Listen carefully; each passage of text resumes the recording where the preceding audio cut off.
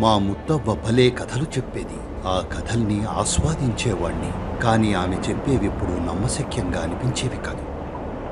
కానీ కైలాసానికి వెళ్ళొచ్చాక నేను అవ్వలు చెప్పే ఏ కథలైనా నమ్మడానికి సిద్ధంగా ఉన్నాను. ఎందుకంటే అదంత అసాధారణంగా ఉంది. అక్కడున్నది ఎవరైనా నమ్మలేనంతటి అద్భుత కథ లాంటిది. అది భూమి మీదే అతి గొప్ప ఆధ్యాత్మిక గ్రంథాలయం అంటాను.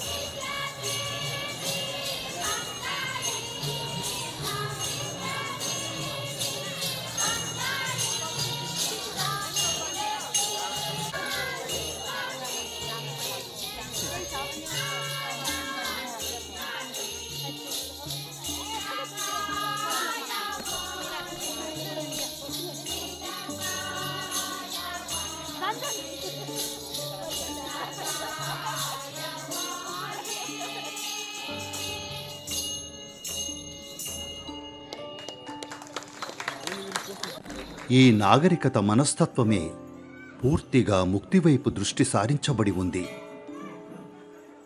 ఒకప్పుడు భారతదేశంలో చాలా ప్రాంతాలు ఇలాగే ఉండేవి. ఇప్పటికీ నేపాల్లో 98% జనాభాకు గుడికెళ్ళి ముక్తి కోసం కృషి చేయడమే వాళ్ల దృష్టిలో అత్యంత ఉన్నతమైన విషయం.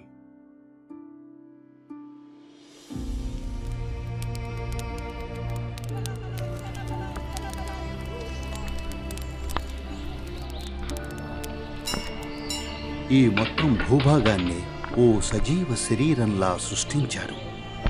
వాళ్ళు మానవ శరీరంలో శక్తి కేంద్రాలు ఎలా ఉంటాయో అలాగే వాళ్ళు ఈ శరీరాల్ని స్థాపించారు. చాలామంది రాజులు తమ రాజ్యాన్నంతా ఓ ఆధ్యాత్మిక శరీరంగా మార్చే ఈ గొప్ప ప్రక్రియకు ప్రాయోజకులుగా నిలిచారు. అది చాలా సజీవంగా ఉన్న ఒక ప్రదేశం నేపాల్.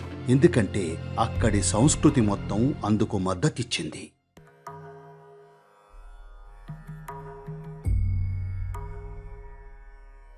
మీరందరూ తప్పక సందర్శించాల్సిన ప్రదేశం భక్తాపూర్. ఒకప్పటి తూర్పు దేశాల సంస్కృతి ఏ విధంగా ఉండేదో చూపడానికి ఇదొక సజీవ సాక్ష్యం. భక్తాపూర్ అంటే భక్తి నగరం. ఆ పట్టణాన్ని ఎలా నిర్మించారంటే ఒక్క క్షణం కూడా అక్కడున్న దైవ సాన్నిధ్యం గురించి మర్చిపోరు. నేను కోరుకునేదేమిటంటే మీరు జాగ్రత్తగా కళ్ళు తెరిచి గమనించాలి. అడుగడుగు ఓ ఆలయమే. ఇటు చూస్తే ఆలయం, అటు చూస్తే ఆలయం. ప్రతి చిన్న పనిముట్టు ఓ ఆలయంలా తీర్చిదిద్దారు. నీళ్ల కుళాయి ఓ ఆలయం, బట్టలుతికే చోటు ఓ ఆలయం, ముచ్చట్లు పెట్టుకునే చోటు కూడా ఓ ఆలయం. వాళ్ళు ప్రతి అడుగును ఓ ఆలయంగా మలిచారు. అద్భుతమైన కళాత్మకత. ఒకసారి 1100 సంవత్సరాలు వెనక్కి వెళ్ళండి. ఆ సంస్కృతిలో ఎక్కువగా స్త్రీలెప్పుడూ ఎర్ర దుస్తులే ధరించేవారు. మీ దగ్గర ఎరుపు దుస్తులుంటే ఖాట్మండూలో ఉన్నప్పుడు అవి ధరించాలి. పురుషులెప్పుడూ తెలుపు రంగులో ఉంటారు. వాహనాలుండవు, వ్యాపార ప్రకటనలుండవు, ఇతర శబ్దాలుండవు. కేవలం సంప్రదాయ సంగీతం. మీరు వెనక్కి వెళ్లి 1000 ఏళ్ల క్రితం నాటి దృక్పథంతో చూస్తూ ఆ ప్రదేశంలో నడవండి. జాగ్రత్తగా గమనించండి. అక్కడ ప్రతి అడుగు ఓ ఆలయమే. ఆ ప్రదేశంలో ఏ మనిషి దైవ సాన్నిధ్యాన్ని మరిచి నడవడం జరగదు. మీరెప్పటికీ దారి తప్పకుండా నిరంతరం గుర్తు చేయాలనేదే ఆలోచన. ఆ స్థితిలో కొంతకాలం ఉంటే మిగతా దాని గురించి ఆందోళన చెందక్కర్లేదు. విశ్వంలో ప్రతీదీ తెరుచుకుంటుంది. ప్రతీదీ తెలుసుకోదగిన ప్రతీదీ భక్తుడికి తెరుచుకుంటుంది. కేవలం తాను అందులో లీనమైతే చాలు. మీరు దాన్ని ఆన్ చేయక్కర్లేదు, ఆఫ్ చేయక్కర్లేదు. అదెప్పుడు ఆన్లోనే ఉంటుంది. ముఖ్యమైంది మిమ్మల్ని మీరు ఆ స్థితికి తీసుకురావడమే. ఇక్కడ భాష, సంస్కృతి, ప్రతీదీ కూర్చోవడం, నిలబడటం అంతా భక్తిమయమే.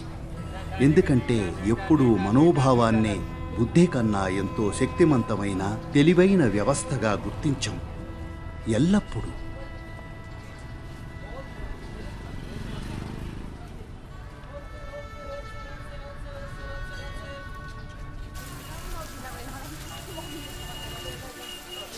ఇక్కడ కాఠ్మాండులో ఉండడం, ఈ వీధుల్లో నడవడమే ఓ భక్తిపూర్వకమైన అనుభవం. ముఖ్యంగా ఇక్కడి ప్రజలు చాలా సాదాగా, వినయంగా, అత్యంత భక్తితో ఉంటారు. ఇంత చైతన్యవంతమైన సంస్కృతిని అనుభూతి చెందడానికి ఇదో గొప్ప అవకాశం అనుకుంటున్నాను.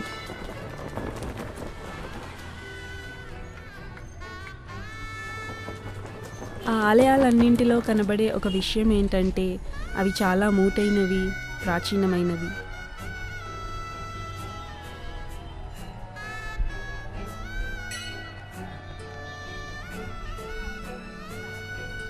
కాఠ్మండుకి నేను రావడం ఇదే మొదటిసారి.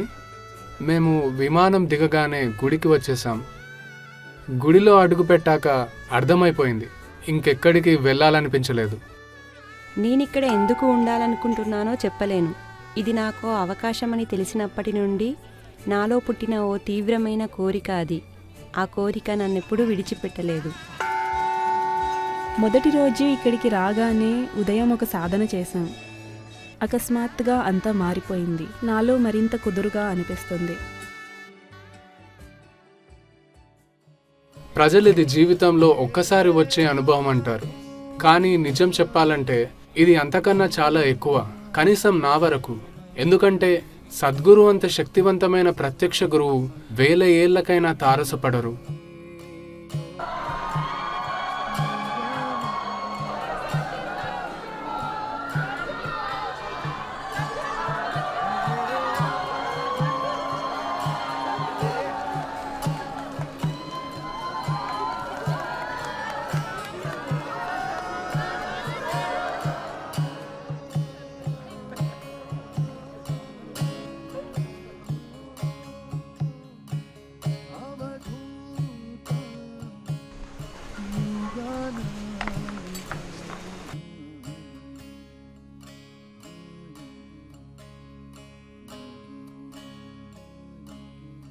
నమస్కారం.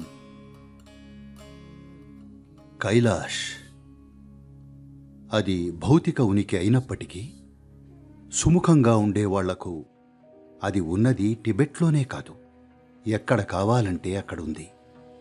శక్తిమంతంగా ప్రతిష్ఠీకరింపబడిన ప్రదేశాలన్నీ అలానే సుముఖంగా ఉండేవాళ్లకు అదెక్కడైనా అందుబాటులో ఉంటుంది. ఎందుకంటే హద్దుల్లేని దానికి ఇక్కడ అక్కడ అన్నది ఉండదు. కాబట్టి తీర్థయాత్ర అంటే అంతర్ముఖులవ్వడం. దీన్ని ఓ డ్యూయెట్ లాగా మార్చకండి, అదలా పనిచెయ్యదు. అదో సామాజిక ప్రక్రియ అవుతుంది. ఆధ్యాత్మిక ప్రక్రియను మీలోనే చేయగలరు. చుట్టూ చేసేది మద్దతు కోసం, కానీ మీ లోపల మద్దతు అవసరం రాకూడదు. ఎందుకంటే జీవితం నిర్మితమైంది అలా కాదు, అది జీవ వైరుధ్యమని మీరు తెలుసుకోవాలి. ఎప్పుడైతే మీరు ఎలా ఉన్నారన్న దానికి నిరంతరం ఎవరి మద్దతో కావాలనుకుంటారో ఆ క్షణమే మీరు జీవానికి వ్యతిరేకంగా మారినట్టు. మీరందరూ కలిసి ఉండాలనే కోరుకుంటాను, కానీ మీ అంతట మీరుండటం మంచిది. ఇక్కడ కూడా కృషి చేసే వాతావరణాన్ని సృష్టించుకోండి, తోడు విశ్రాంతి కన్నా. ఈ 15 రోజులు ఒకే ప్రాధాన్యతను ఏర్పరచుకోండి. అదేమిటంటే మీలోని ఏదో ఒక పరిమితిని ఛేదించి మీరిప్పుడున్న దానికంటే కొంచెం ఎక్కువ అనుభూతి చెందాలి అని. మీరు ఒక గట్టి ప్రయత్నంగా, ఓ బలమైన ప్రయత్నంగా మారాలి. మీరు కృషి చేస్తుంటే మిమ్మల్ని ఎవరు ఆపగలరు? ఎవరూ ఆపలేరు. అదే దీనిలోని అందం. ఎందుకంటే ఇక్కడ మీరు తప్ప మరెవరూ లేరు. మీరు అంతర్ముఖులైన తరువాత ఎవరూ మిమ్మల్ని ఆపలేరు, ఎందుకంటే అక్కడ ఇంకెవరూ లేరు. అద్భుతమైన జీవం కదూ. పర్వతాల్లోకి వెళ్తున్నప్పుడు దాని గురించి ఏం చెప్పినా అది అర్థరహితమే. రేపు నేపాల్గంజ్కి విమానంలో వెళ్తున్నాం. అక్కడి నుండి డ్రైవ్ చేసుకుని వెళ్తాం. నా జీవితం అంతా నేను చాలా బిజీగా ఉన్నానని, సమయం కేటాయించలేనని, ఇది చేయలేను అది చేయలేను అనుకునేవాడిని. కానీ ఈసారి నాకు లేదు, నేను ఇది చేయాలి, నేను ఇది చేస్తున్నానంతే అని చెప్పుకున్నాను. నిజంగా సమయం తీసుకొని దీనికి ప్రాధాన్యత ఇచ్చినందుకు సంతోషంగా ఉంది.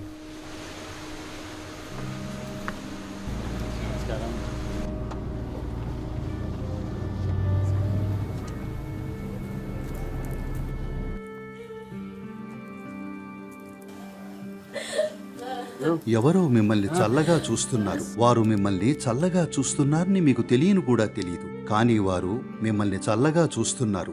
అది ముఖ్యం. ఇప్పుడు అనేక విధాలుగా దేవి లాంటి ఒక శక్తి రూపాన్ని సృష్టించడం వెనుకున్న ఉద్దేశ్యం అదే. ఆమె మిమ్మల్ని చల్లగా చూస్తుంది.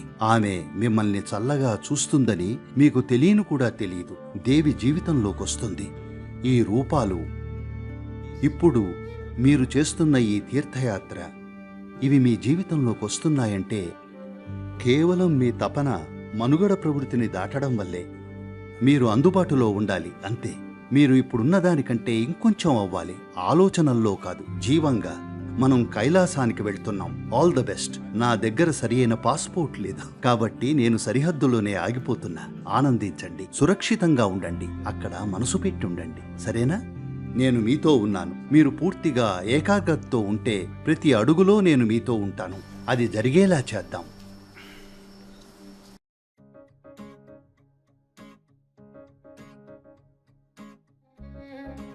వెళ్ళడానికి సిద్ధం. ఇది స్వేచ్ఛకు టికెట్ లాగా అనిపిస్తోంది.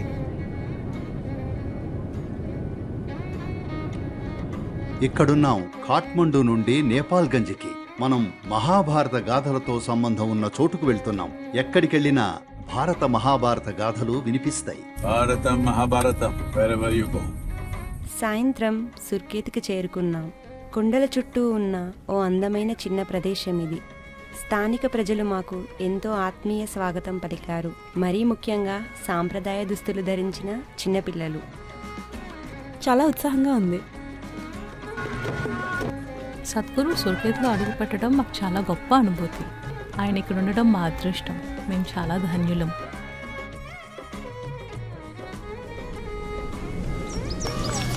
వాళ్ళు ఓ సాంస్కృతిక కార్యక్రమం ఏర్పాటు చేశారు. అందరూ పాడుతూ నాట్యం చేస్తున్నారు. వాళ్ళందరూ కలిసి ప్రదర్శన ఇవ్వడం చూడడం ఎంతో ఉత్తేజకరంగా, అద్భుతంగా ఉంది.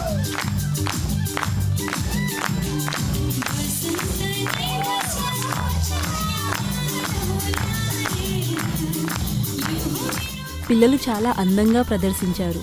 నేను కళ్ళు మరల్చలేదు. నాకు కూడా వాళ్ళతో నాట్యం చేయాలనిపించింది.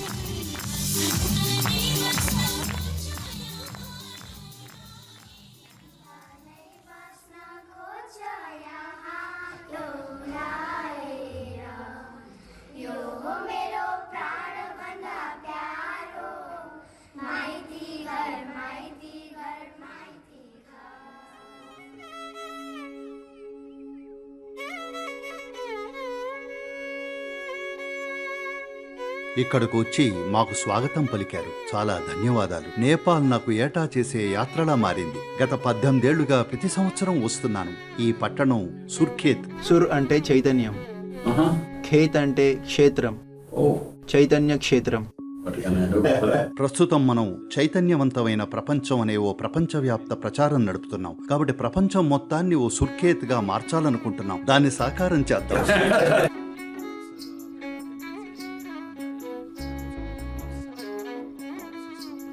ఒకటి, ప్రాచీన దేవాలయాలను అత్యున్నత స్థాయిలో సంరక్షించటం. దీన్ని కాపాడుతున్న ఏకైక సంస్కృతి ఇదే. మిగతా ప్రపంచంలో అదంతా పోయింది. సంస్కృతిని, నాగరికతను అంత సులభంగా వదిలేయకూడదు. ఎందుకంటే అది ఒకసారి పోతే తిరిగి తీసుకురాలేరు. సంస్కృతికి, నాగరికతకి, మానవులకి ఆస్థ అనేది ముఖ్యం. The asta is more important.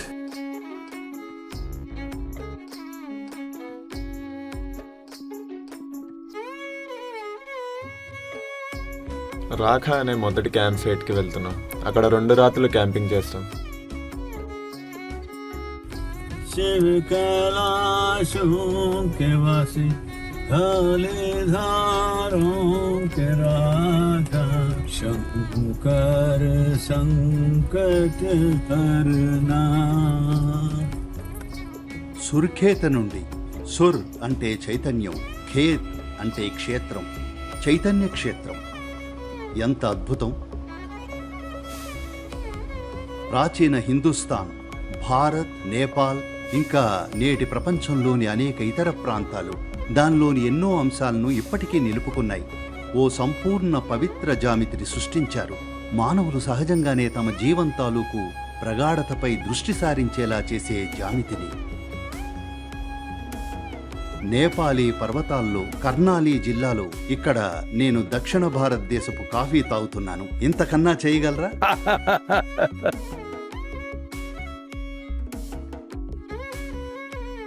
ఓహ్, రెండో రోజు ఇంకా విసుగు రాలేదా? సద్గురు, ఇవి మీ మ్యాజిక్ వాటరా? మ్యాజిక్? ఓ, మ్యాజిక్ వాటర్. నేనే మ్యాజిక్. ఇవి కేవలం నీళ్ళు. జీవం అసలైన మ్యాజిక్, మిగతావన్నీ ఉపకరణాలు. దాన్ని ఎలా ఉంచుకుంటారు? మ్యాజికల్ గానా లేక ట్రాజికల్ గానా? It's overwhelming. Being near to him, he's so cool. He's just cracking jokes with people. It's like a vacuum. You just start drawn. ఇంకేమిటి, మనం వెళ్ళాలి. పదండి, కారులోకి ఎక్కండి. రోడ్డు మరింత మెరుగుపడుతున్నట్టుంది. మీరే చూస్తున్నారు. ఇక్కడి ఈ మారుమూల ప్రదేశాలను చూడాలని చాలా ఆసక్తిగా ఎదురు చూస్తున్నాను. హిమాలయాలకు చేరుకోగానే హిమాలయ పాదాల వద్ద కూడా మిమ్మల్ని మీరు చిన్నవారుగా భావించకుండా ఉండలేరు. చాలా సంవత్సరాలుగా క్యాంపింగ్ చేయలేదు, కానీ నాకు క్యాంపింగ్ అంటే చాలా ఇష్టం. Thank you Sadhguru. చాలా శక్తివంతంగా, చాలా బాగుంది.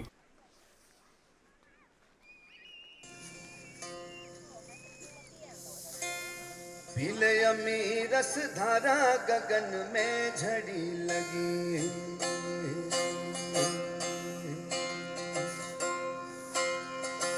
बरसे यमी रस धारा गगन में झड़ी लगी.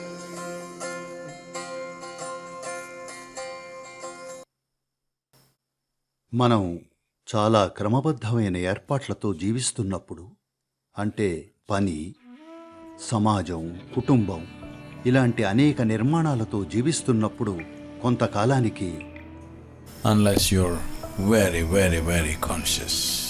మీరు చాలా చాలా చాలా చైతన్యంతో ఉంటే తప్ప మీకు అస్తిత్వపరమైన సత్యం ఏదో, మానసికమైందేదో, ఇంకా సామాజికమైందేదో ఆ తేడా తెలియదు.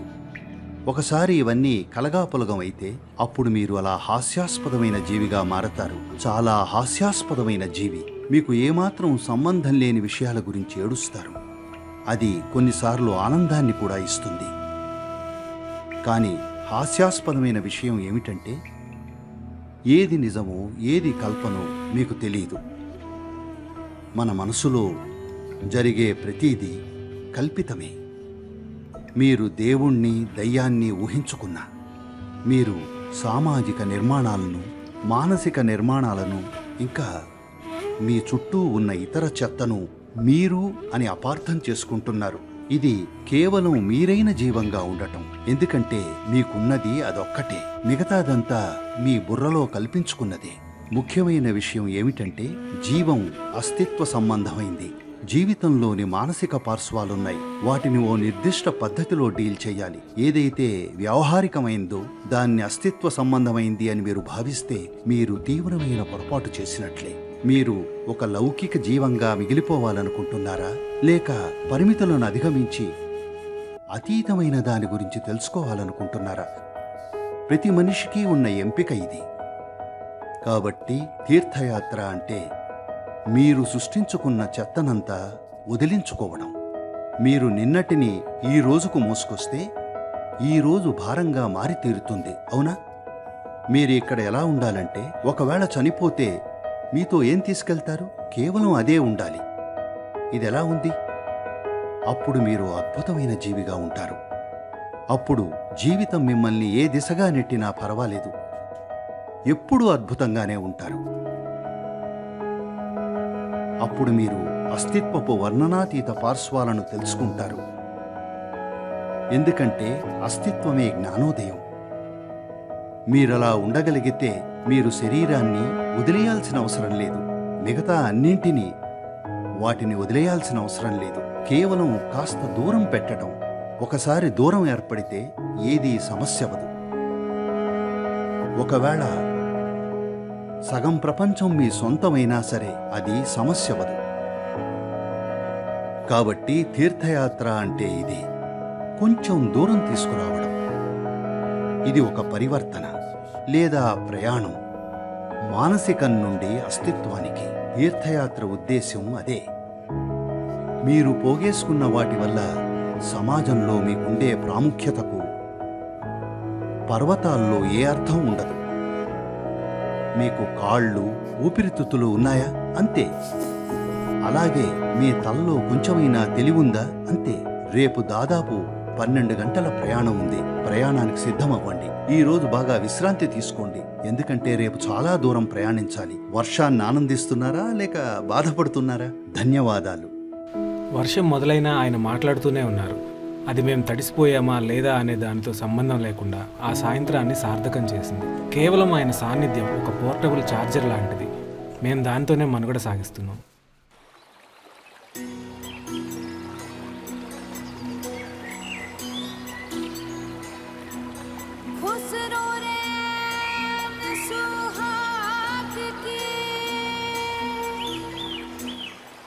ఈ ఉదయం 5 గంటలకు లేవగానే టెంట్ నుండి బయటికి వచ్చి చూస్తే చుట్టూ ఉన్న పరిసరాలని చూడడం చాలా అద్భుతంగా ఉంది. పొగమంచుతో నిండిన పర్వతాలు, మరో చివర సూర్యుడు ఉదయిస్తున్నాడు. అదొక అద్భుతం. మేము ఎన్నో ప్రదేశాలు తిరిగాము, వేరువేరు చోట్ల హోటళ్లలో బస చేశాం. కానీ ఈ పర్వతాలకి ఏదీ సాటి రాదు.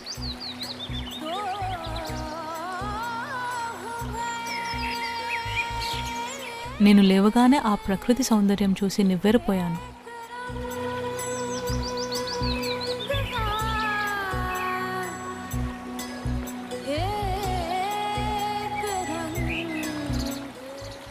మాకు ఇంతకు ముందు క్యాంపింగ్ అనుభవం ఉంది, కానీ ఇది పూర్తిగా వేరే స్థాయిలో ఉంది. నిజానికి నా జీవితంలో అస్తిత్వపరమైన మార్పు జరుగుతుంది. ఒక అందమైన టెంట్లో ఉంటున్నాను, ఇగ్లూ లాంటిది.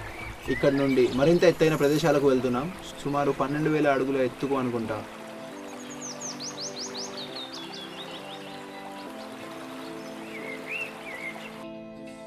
ఈ యాత్రకు రావడం ఇది 18వ సంవత్సరం. ఈ అందమైన కొండదారుల్లో ప్రయాణించడం ఎంతో ఆనందంగా ఉంది. ఇలాంటి చిన్నపాటి సాహసం ప్రజలకు నచ్చుతుంది. ప్రయాణం ఇప్పుడు నెమ్మదిగా మొదలవుతోంది. ఆ తీవ్రత పెరుగుతున్నట్టు అనిపిస్తోంది. ఏదో శక్తి ప్రవహిస్తున్న అనుభూతి. అందుకే ఈ మొదటి 2 రోజులు ఒక పునాది వేయడం లాంటివి అనుకుంటున్నాను. ఇప్పుడు హిమాలయాల్లో మరింత పైకి వెళ్ళడం మొదలవుతోంది.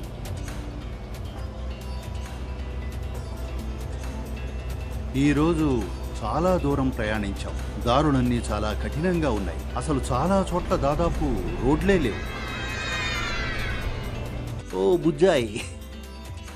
నేపాల్ ప్రజలు ఆయన్ని ఎంతలా ప్రేమిస్తున్నారో చూస్తే ఆశ్చర్యంగా ఉంది. ఆయన ఎక్కడికి వెళ్ళినా ప్రజలు ఇళ్లల్లోంచి రోడ్ల మీదకొచ్చి ఆయనతో కలిసి నాట్యం చేస్తున్నారు. ఆయన వాళ్ళతో కలిసి నాట్యం చేస్తున్నాడు. ఇదొక భిన్నమైన శక్తిని తెస్తుంది. ఈ క్షణాలను ఆస్వాదిస్తున్నాం. ఊహించని దానికోసం ఎదురు చూస్తున్నాం. ఈ పర్వత ప్రాంత ప్రజలను చూసినప్పుడు కరకుబారిన ఆ ముఖాలు, కల్మషం లేకుండా సూటిగా చూసే ఆ చూపులు, వాటిలో ఏదో ఒక సహజత్వం కనిపిస్తుంది. బహుశా మరో 25-30 ఏళ్లలో అలాంటి ఒక్క ముఖం కూడా మిగలకపోవచ్చు. అందుకే ఫోటో తీయాలనుకున్నా. అదృశ్యమవుతున్న హిమాలయాల ముఖాలపై ఓ పుస్తకం రాయబోతున్నాం. ధన్యవాద్ మాతాజీ. భారత్ సై భారత్.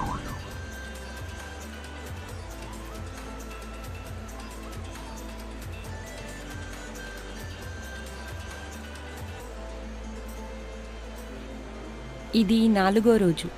ఇవాళ 9 గంటలకి పైగా ప్రయాణించాం. రోడ్డు చాలా కఠినంగా ఉంది. నేను ప్రయాణించింది అంచు మీద.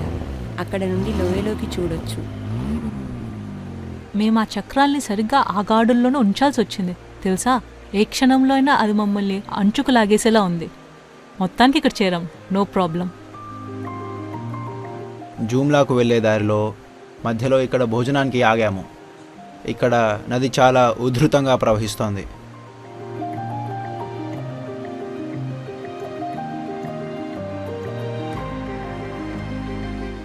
ఎత్తైన పర్వత ప్రాంతాల నుండి మళ్ళీ ఉష్ణమండల ప్రాంతానికి వచ్చేసాము. కొన్ని వేల మీటర్ల కిందికి దిగాము.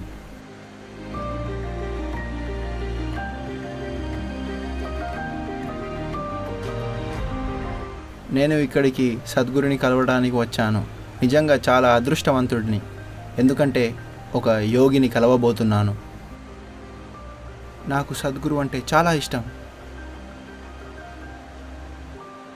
ఇక్కడ టాల్కాట్లో ఉన్నాం. 2726 మీటర్ల ఎత్తులో. మీరు ఊహించలేనంత కఠినమైన దారి ఇది. అసలు దీన్ని రోడ్డు అనలేం. వాహనాలు బాగా ఒత్తిడికి గురయ్యాయి. ఎక్కడ ఆగిపోలేదు. అందరం ఇక్కడికి చేరుకున్నాం. నిజానికి ఇది 12 గంటల ప్రయాణం. కాస్త వేగంగా నడిపి సుమారు 8:30 గంటల్లోనే చేరాం. మంచి వేగమే. వాహనాలకు ఖచ్చితంగా కొంచెం విశ్రాంతి కావాలి.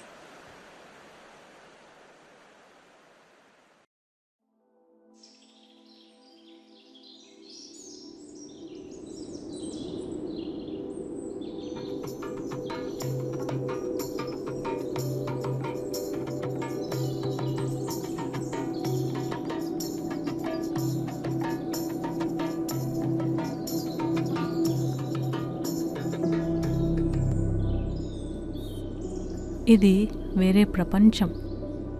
మనం ఎంతో చిన్నవాళ్ళం అయిపోతాం.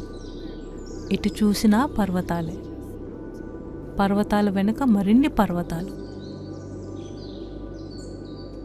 సమాజపు ఆకర్షణలకు దూరంగా ఉన్నప్పుడు లోపలికి చూసుకోక ఇంకేం చేయగలం? అంతా ఎంతో నిశ్చలంగా ఉంది, కానీ జీవంతో తొణికిసలాడుతోంది.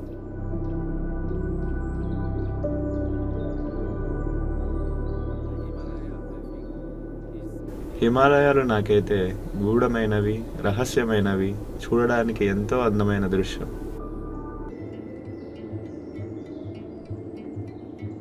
ఎవరో నన్ను, సద్గురు, మేము మిమ్మల్ని ఎన్నో రకాలుగా చూసాం.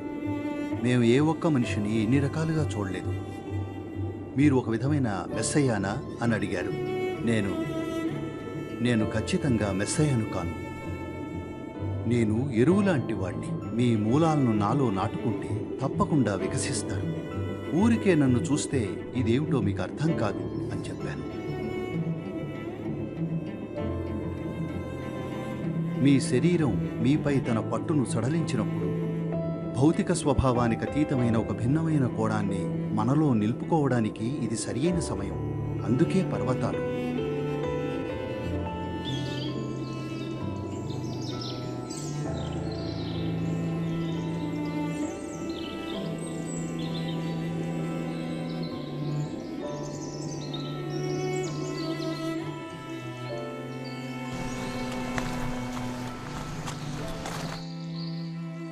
దయతో విచ్చేసినందుకు మీకు, మీ బృందానికి ధన్యవాదాలు. ఇంకా స్వాగతం.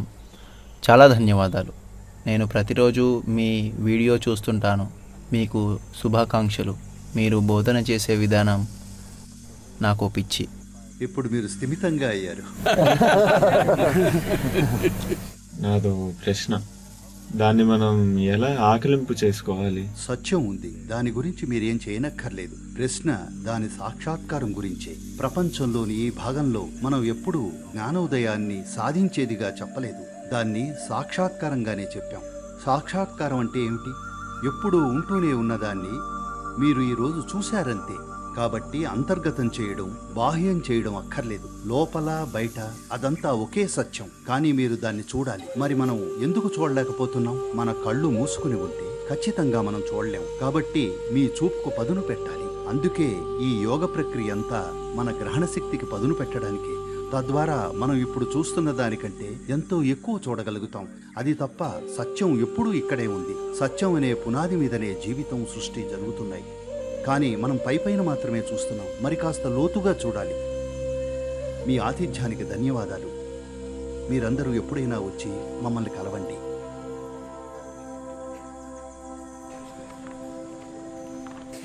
నమస్కారం.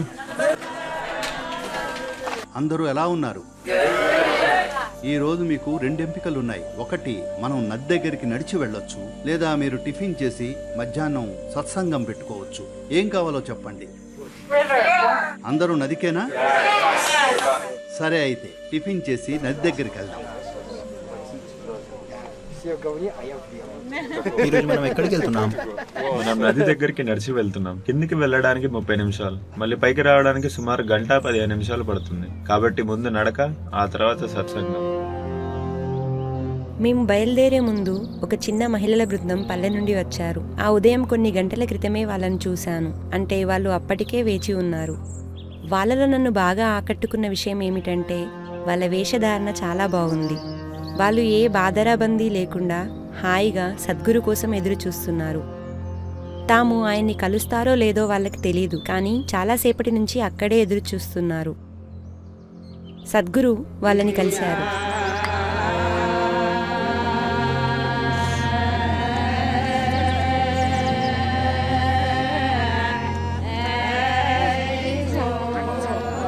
వాళ్ళు ప్రాచీన పాట పాడారు. బహుశా ఏదో ఆచారపరమైనది కావచ్చు.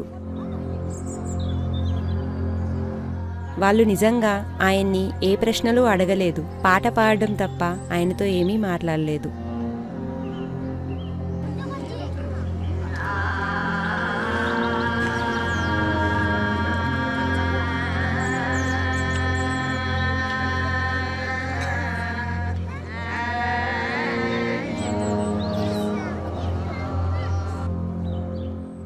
ఇది సొగసైన మంగళకరమైన దేవభూమి. మీరు దేవుని లాంటి వారు. అందుకే మేము మా సాంప్రదాయ మంత్రం, మా సాంప్రదాయ పాట అయిన మాగల్తో వచ్చాము. దీన్ని మేము ప్రత్యేకంగా సద్గురుకి అంకితం చేస్తున్నాము. దేవుడే మా నేలపై అడుగుపెట్టినందుకు మేము చాలా సంతోషంగా ఉన్నాము. ఇది మా జీవితంలోకి ఏదో మంచిని తెస్తుంది. వేల ఏళ్లుగా ఇంత అందమైన ప్రదేశంలో జీవిస్తూ మీరు మీ సంస్కృతిని, సంప్రదాయాన్ని, మీ వస్త్రధారణ, మంత్రాలు, మీ వంట అన్నింటినీ కాపాడుకున్నారు. మీరు దీన్ని ఇలాగే కొనసాగించాలి. ఇది చాలా విలువైంది. ఇదొక గొప్ప సంపద అవుతుంది. ఇది ఎంతో మంది ఆసక్తి గల వ్యక్తులను ఈ నేల వద్దకు తీసుకురాగలదు. అది మీ అందరికీ జీవనాధారానికి, శ్రేయస్సుకు మార్గం కాగలదు. పాశ్చాత్యుల్లా మారడమే మన భవిష్యత్తుని అనుకోకూడదు. మన సంస్కృతిని, మన మతాన్ని, మన వస్త్రధారణను, మన ఆహారాన్ని కాపాడుకోవడమే అసలైన భవితవ్యం. ధన్యవాదాలు.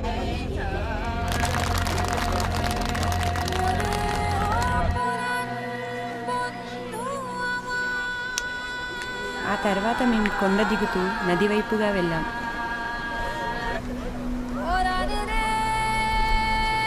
क्या बच्चे सब स्कूल चलते हैं? स्कूल जाओ सब. మేము నడుస్తుండగా దారిలో గ్రామస్తులు ఎదురుపడుతూనే ఉన్నారు. తర్వాత తెలిసింది 3,000 మంది పైగా ఆడవాళ్ళు, మగవాళ్ళు, పిల్లలు చుట్టుపక్కల గ్రామాల నుండి అక్కడ చేరుకున్నారని. వాళ్ళు 3-4 గంటలు నడిచారు చెప్పులు లేకుండా. వాళ్ళలో కొందరు చంటి పిల్లలు ఎత్తుకుని వచ్చారు. సద్గురుని చూడడానికి అంత దూరం వచ్చారు. వీళ్ళందరికీ ఎలా తెలిసిందని నాకు ఆశ్చర్యం వేసింది. ఓ గొప్ప గురువు వస్తున్నారని వాళ్ళు విన్నారు. చాలా దూరం నుండి గ్రామస్తులు గుంపులు గుంపులుగా వస్తున్నారు. ఊరంతా ఇక్కడే ఉంది. ఇక నది దగ్గరికి ఎప్పుడు వెళ్తాం? ఇంతమంది వస్తారని నాకు తెలియదు. వస్తూనే ఉన్నారు, వెళ్తూనే ఉన్నారు. వాళ్ళు చాలా దూరం నుండి వచ్చారు. ఇప్పుడు 12 అయింది. నేను వెనక్కి వెళతా. కావాలంటే మీరు నదికి వెళ్ళి రావచ్చు.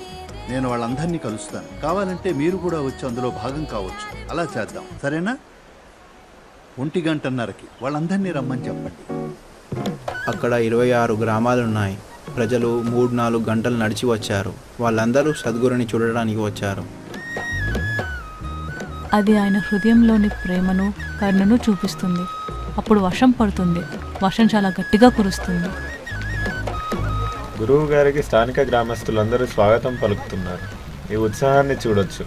గురువు వస్తున్నారని విన్నారు. చాలా నిరాడంబరమైన, స్వచ్ఛమైన ప్రేమ. వాళ్ళందరూ ఇక్కడికి వచ్చారు. ఇంకా గొప్ప వేడుక జరుపుకున్నాం.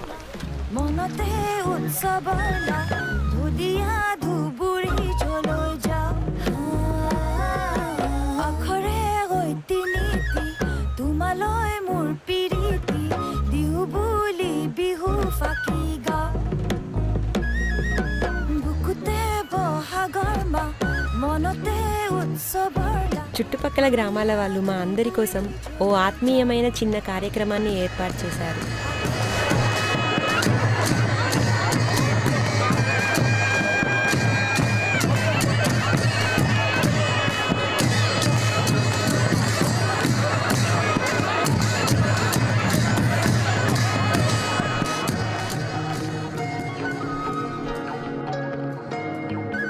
వాళ్ళు సద్గురుకి అంత కృతజ్ఞతతో స్వాగతం పలకడాన్ని చూడడం ఎంతో ఆత్మీయంగా అనిపించింది. ప్రాథమికంగా గాల్లో అంత ప్రేమ నిండి ఉంది. వాళ్ళు కేవలం తమకన్నా గొప్పదైన శక్తి సాన్నిధ్యంలో ఉండాలనుకుంటున్నారు. నన్ను నిజంగా ప్రభావితం చేసిన రోజుల్లో అదొకటి. ఇదొక జాతర, తబ్బిబ్బు అవుతున్నాం. ఈ ప్రజల్ని చూస్తుంటే జీవితంలో తెలుసుకోవాల్సింది ఇంకా ఎంతో ఉందనిపిస్తోంది. తాల్కోట్ ప్రజలందరికీ మీ అందరికీ నమస్కారం. చాలా అద్భుతంగా ఉంది. నేను ఇక్కడ కూర్చుని చూస్తుంటే మీరీ అందమైన పర్వతాల బిడ్డలుగా, అద్భుతమైన నదుల బిడ్డలుగా, అన్నింటికన్నా ముఖ్యంగా మనం నడిచే ఈ భూమాత బిడ్డలుగా కనిపిస్తున్నారు. నేను మిమ్మల్ని దీనిలో ఒక భాగంగా చూస్తున్నాను. ప్రతి మనిషి అంతే. కానీ దురదృష్టవశాత్తు ప్రపంచంలో చాలామంది ఇది మర్చిపోయారు. మీరింకా అలాగే జీవిస్తున్నారు. కాబట్టి నాతో వచ్చిన వారికి మిమ్మల్ని కలవడం గొప్ప గౌరవం, అదృష్టం. మీ అందరి దగ్గర ఈ ఫోన్లు ఉండటం చూస్తూ ఉంటే మీరు రకరకాల నగరాల చిత్రాల్ని, ఇతర సౌకర్యాల్ని ఖచ్చితంగా చూస్తూనే ఉంటారు. కానీ నన్ను నమ్మండి, నగరాల్లో నివసించే ప్రజలు ఇలాంటి ప్రదేశంలో ఉండటానికి వాళ్ళ సగం జీవితాన్ని ఇవ్వడానికైనా సిద్ధపడతారు. ఇలాంటి మారుమూల ప్రదేశంలో జీవిస్తున్నప్పుడు సమస్య ఏదైనా మనం అందరం చూసుకోవలసిన అంశం ఒకటి ఉంది. మన లోపల ఓ బీజం ఉంది. దాన్ని ఆత్మ అంటాం. ఈ బీజాన్ని మనం అందరం పోషించాలి. ఈ జన్మలోనే దీన్ని పోషిస్తే మానవుడు దేవతలకు సమానమైన జీవిగా వికసించగలడు. దీనికి మనమందరం అర్హులం. ముఖ్యంగా ఆధ్యాత్మిక ప్రక్రియలో ఇంతగా లీనమైన ఇలాంటి సంస్కృతిలో ఉన్నప్పుడు మీరు దీన్ని మిస్ కాకూడదు. మీరు నేపాలీ సంస్కృతిని, నేపాలీ భాషను, నేపాలీ సంగీతాన్ని, నేపాలీ దుస్తుల్ని, నేపాలీ ఆభరణాల్ని, నేపాలీ ఆహారాన్ని, వీటన్నింటినీ సజీవంగా ఉంచాలి. ఇదే మిమ్మల్ని కలిపి ఉంచుతుంది. ఎందుకంటే చాలా కొద్ది మంది వ్యక్తులు మాత్రమే తమంతట తాముగా ఎదగగలరు. మిగతా వారికి మద్దతిచ్చే వాతావరణం అవసరం. ఈ సంస్కృతి, ఆ మద్దతు మీలో ప్రతి ఒక్కరిని ఇక్కడ చూడటం ఎంతో ఆనందంగా ఉంది. వాళ్ళకి ఓ మంత్రం నేర్పి చేయమనండి. शिव शिव शिव शिव शिव शिव शिवाय.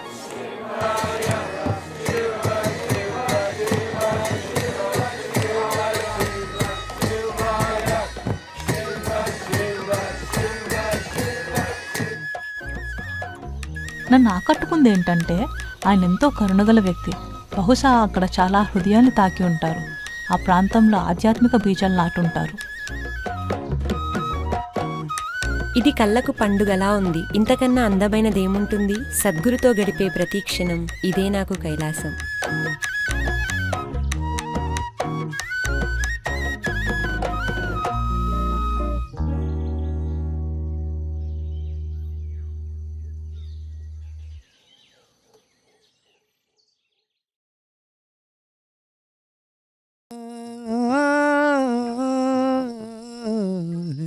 सुनता है गुरु ज्ञानी ज्ञानी ज्ञानी ज्ञानी ज्ञानी, सुनता है गुरु ज्ञानी ज्ञानी ज्ञानी ज्ञानी ज्ञानी। गगन में आवाज हो रही झीनी झीनी जीने जीने जीने, सुनता है गुरु ज्ञानी ज्ञान। కళ్ళు మూసుకుని నిశ్చలంగా కూర్చోండి. कर्पूर गौरं करुणावतारं संसार सारं भुजगेन्द्रहारं सदा वसन्तं हृदयारविन्दे भवं भवानी सहितं नमा। There is something. చైతన్యం అనేది ఒకటి ఉంది. అది ఎక్కడుంది? అదేమిటి? ప్రపంచంలో ప్రజలు దాన్ని విశ్లేషిస్తున్నారు. దాన్ని అర్థం లేని పదాలతో నిగూఢం చేసే బదులు దీన్నిలా చెప్తాను. సృష్టి యొక్క ప్రాథమిక మేధస్సే చైతన్యం. ఓ, మనం మాట్లాడుతుంది దేవుడి గురించా? ఒక విధంగా అవుననొచ్చు. ఎందుకంటే సృష్టికి మూలమైన దానికి ఒక రూపం ఆపాదించడం అనేది మానవ అవసరం. దాన్నే దేవుడు అంటున్నాం. ఎందుకంటే మన మనసుకి, కళ్ళకు, చెవులకు, గ్రహణశక్తికి దేన్నైనా గ్రహించాలంటే ఓ ఆధారం అవసరం. కాబట్టి ప్రాథమికంగా ఆ మేధ, ఆ శక్తి, మన అస్తిత్వానికి సంబంధించిన ఆ పార్శ్వం ఏదైతే మూలమో, ఇదంతా జరిపిస్తున్న ఆ మేధ ఒకటుంది. ఎలాగో అలా ఈ విశ్వాన్ని మన అల్పమైన తర్కంలోకి ఇరికించడానికి ప్రయత్నిస్తున్నాం. అది ఇమిడినప్పుడు అర్థమైందని అనుకుంటారు. అలా అనుకుంటే మీరు పూర్తిగా భ్రమలో పడ్డారని దాని అర్థం అదే. కాబట్టి చైతన్యం అంటే ఏమిటో మీకు అర్థమైందని ఎప్పుడైనా అనుకుంటే మీరు పూర్తిగా భ్రమలో పడ్డారని. అదేమిటో తెలియక విస్మయానికి గురవుతున్నారంటే ఓ రకంగా మీరు మంచి చోటే ఉన్నారని అర్థం. కాబట్టి ఏ క్షణంలోనైతే మీరు సచేతనతో పూర్తిగా తడిసిపోరో, లోపల బయట కూడా ఈ జీవితం సంఘర్షణ పడుతుంది. మిమ్మల్ని ఓ భవంతిలో ఉంచినా, ఓ గుడిసెలో ఉంచినా మీరు సంఘర్షణ పడతారు. సచేతనత్వం అనేది మీరు చేసేది కాదు, మీరు సృష్టించేది కాదు. అదే మిమ్మల్ని సృష్టించింది. దానిలో ఉండడం ఎందుకంటే మీరుండగలిగే ఏకైక మార్గం అదే. మీ మానసిక కార్యకలాపం మిగతా అంతటినీ కమ్మేయడం వల్ల మీరు దాంతో టచ్లో ఉండడం లేదు. సచేతనతకు మూలం లేదు, అది అంతటా ఉంది. అది నా జుట్టులో ఉందా, నా గోళ్లలో ఉందా, నా చిటికెన వేలిలో ఉందా? ఉంది. కానీ మీ చిటికెన వేలును ఆ మూలంలా తుణికిసలాడేలా చేయగలరా? లేదు. సున్నితత్వం కోల్పోయారు. ఎందుకంటే చైతన్యం వ్యాపించలేదు. అంటే మీలోని బీజం పోయిందని కాదు, ఆ బీజం ఉంది. జీవబీజం ఇక్కడుంది. మనం దానికి చిన్న అవకాశం ఇస్తే అది వ్యాపిస్తుంది, మొలకెత్తి వ్యాపిస్తుంది. కాబట్టి అనేక విధాలుగా మన ప్రయత్నమంతా అదే. అది జరగకుండా చేస్తున్న మనం సృష్టించిన అడ్డంకుల్ని తొలగించడమే. మిగతాదంతా మీకు అతీతమైన మేధ ద్వారా జరుగుతోంది. ఆ మేధను అంతర్భాగం చేసుకుని దాన్ని మీలో భాగంగా చేసుకోవడమే సచేతనత్వం అంటే. మీరు జీవితాన్ని ఇలా చూడాలని కోరుకుంటున్నాను. ఒకవేళ ఈ భూమి మీద మీరు ఒక్కరే ఉన్నారనుకోండి, అప్పుడు మీకు అత్యంత అర్థవంతమైందేమిటి? అది చేయడం ప్రారంభించాలి. కనీసం మీ జీవితంలో కొంత భాగమైన అది కావాలి. మీరు ఈ ఒక్కదాన్ని చక్కబెట్టుకోగలిగితే ప్రపంచంలో మీరు చేసే వృత్తి, కుటుంబం, సంబంధాలు ఇవన్నీ ఒక సులభమైన ఆటలా మారిపోతాయి. చిటికెన వేలు ఒక్కటి చాలు ఇవన్నీ చూసుకోవడానికి. ఉన్నది కేవలం జీవం మాత్రమే. దానికి మీరు అనేక అలంకరణలు జోడించొచ్చు. జీవాన్ని అలంకరణలతో మెరుగుపరచలేరు. మీరు జీవాన్ని దాని జీవోత్సాహంతోనే మెరుగుపరచగలరు. అలంకరణ అనేది చనిపోయిన వారికి చేస్తారు, అవునా? బతికున్నప్పుడు చనిపోయిన వాళ్ళు వేసుకున్నవన్నీ దండలు, పువ్వులు ఎప్పుడూ వేసుకోరు కదా? ఎందుకంటే వారికి చాలా అలంకరణ అవసరం. ఎందుకంటే మీరు జీవం అని పిలుస్తున్నది అసలు జీవం కాదు, అది నమ్మబలికిన విషయం. దాన్ని తొలగించకపోతే వేరే ఏదైనా ఎలా జరుగుతుంది? ఒక యాత్రలో ఉండటం అంటే ఉన్నది ఈ జీవం ఒక్కటే అని తెలుసుకోవడం. అదొక్కటే విలువైంది. మనకున్నది అదొక్కటే. మిగతాదంతా మీ జీవితాన్ని ఓ సర్కస్ చేసుకోకండి. ఇక్కడ ఉన్న ఈ జీవానికి అపారమైన విలువ ఉంది. అది గ్రహించటం, అనుభూతి చెందడం, దానికి ఈ ప్రపంచంలో వ్యక్తీకరణను కనుగొనడమే దీని అంతిమ స్వభావం. ప్రతి వ్యక్తి తమ తమ సొంత వ్యక్తీకరణను కనుగొనొచ్చు. కానీ ముఖ్యమైన విషయం జీవాన్ని పెంపొందించుకోవడం. శరీరాన్ని కాదు, బుద్ధిని కాదు, మనసును కాదు, జ్ఞాపక శక్తిని కాదు, సాక్షాత్తు జీవాన్నే. యాత్ర అంటే అదే. మనం ఇప్పుడే మొదలుపెట్టాం. మీరందరూ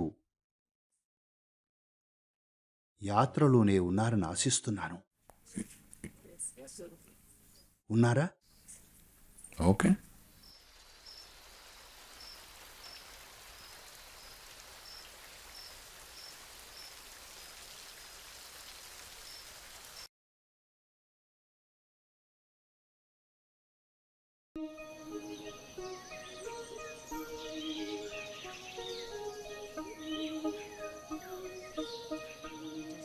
ఇప్పుడే గురు పూజ ఉదయం సాధన పూర్తి చేశాం. తర్వాత గమ్యానికి సిద్ధంగా ఉన్నాం. రారా అనే సరస్సుకు వెళ్తున్నాం. అందుకే చాలా ఉత్సాహంగా ఉంది. ఎందుకంటే నా పేరు రా.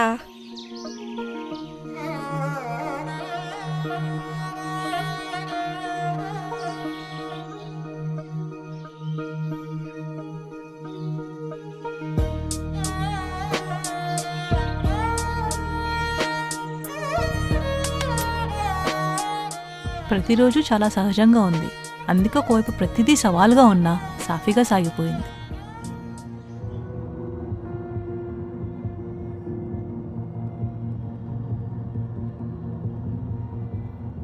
ఇవి పూర్తి స్థాయి రోడ్లే కాదు, నిటారైన కొండదారులు. పైకి వెళ్లాలన్నా కిందికి దిగాలన్నా రెండూ సవాళ్లే. ముఖ్యంగా 2 రోజుల భారీ వర్షానికి అంతా బురదమయమైంది. కొన్నిసార్లు వాహనం టైర్లు నేలని పట్టుకోలేకపోతున్నాయి. ఏం చేసినా చాలా జారుతోంది. 4 చక్రాలకి బ్రేకులు వేసినా జారిపోయే ప్రమాదం ఉంది. అంతా టైర్లపై ఆధారపడింది. టైర్లకు పట్టు దొరకకపోతే జారుతున్న ఈ రాళ్లలోకి వెళ్ళిపోగలం. అదంతా బ్రేకులు వేసేదాన్ని బట్టి ఉంటుంది. ఇప్పుడంతా టైర్లపై ఆధారపడింది.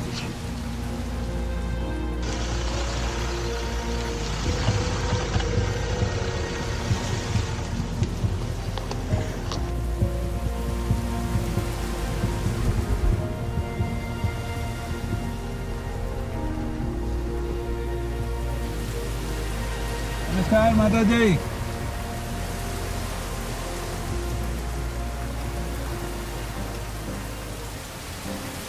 మేము ఇప్పుడు ఆగాం. దగ్గరలో ఉన్న ఓ స్కూల్కి రమ్మని ఆహ్వానించారు. దాదాపు 15 మైళ్ళ దూరంలో ఉంది. అక్కడి పిల్లలు సద్గురువుని ఆహ్వానిస్తూ చాలా ప్రేమగా ఉత్తరం రాశారు. ఇలాంటివి జరుగుతుంటాయి. ముందేం జరుగుతుందో తెలీదు. ఈ విషయాలన్నీ ప్రయాణంలోనే తెలుస్తున్నాయి.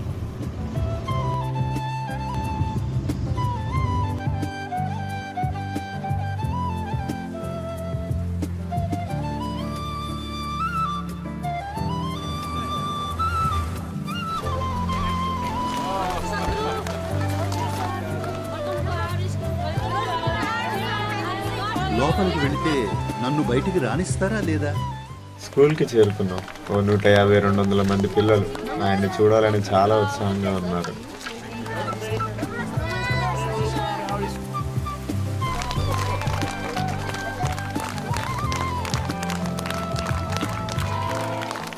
ఆ ఉత్తరం రాసింది ఎవరు? మేము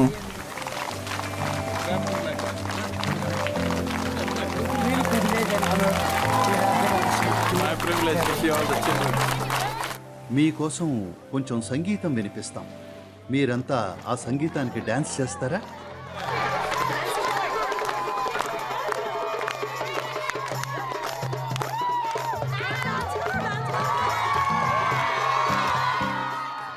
సద్గురు నడుస్తూ పిల్లలతో మాట్లాడుతూ వాళ్ళతో ఉండటాన్ని ఎంతో ఆస్వాదిస్తున్నారు.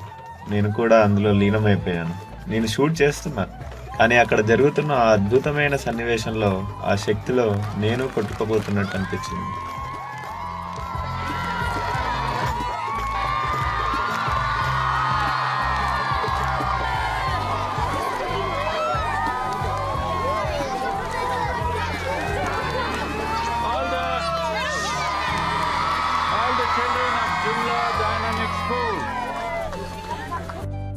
జుమ్లా డైనమిక్ స్కూల్ పిల్లలందరూ మీరంతా బాగా చదువుకోవాలి, బాగా రాణించాలి, ఒక అద్భుతమైన నేపాల్ను నిర్మించాలి. మమ్మల్ని ఇక్కడికి పిలిచినందుకు ధన్యవాదాలు.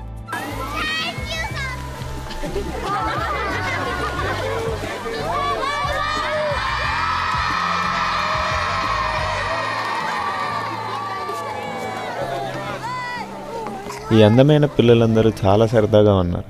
స్కూల్ అంటే ఇలాగే ఉండాలి.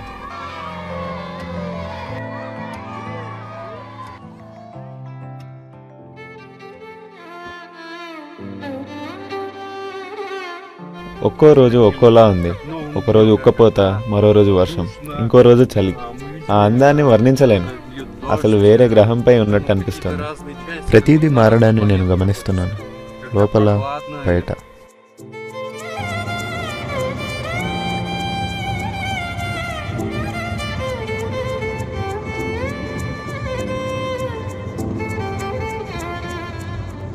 కిందికి వెళ్ళే మలుపుల్లో అప్పుడే విరిగిపడిన ఒక కొండ చర్యను చూశాం.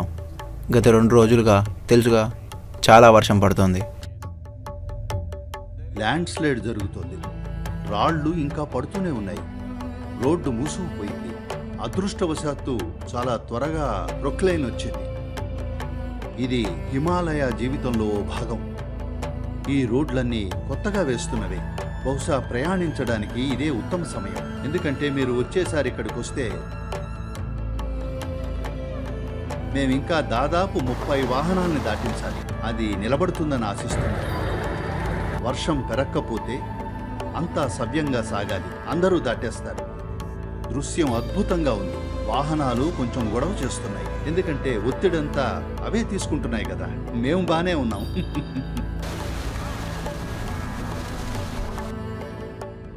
ఆ పర్వతాల పరిమాణం సద్గురు చెప్పినట్లు ఇలా అనిపిస్తుంది. మనం రేణువులో రేణువంత వాళ్ళమని.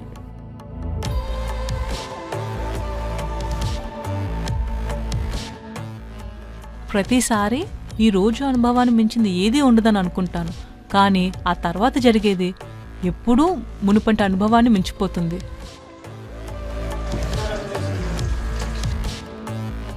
మా ప్రయాణం ఇంకా చాలా ఉంది.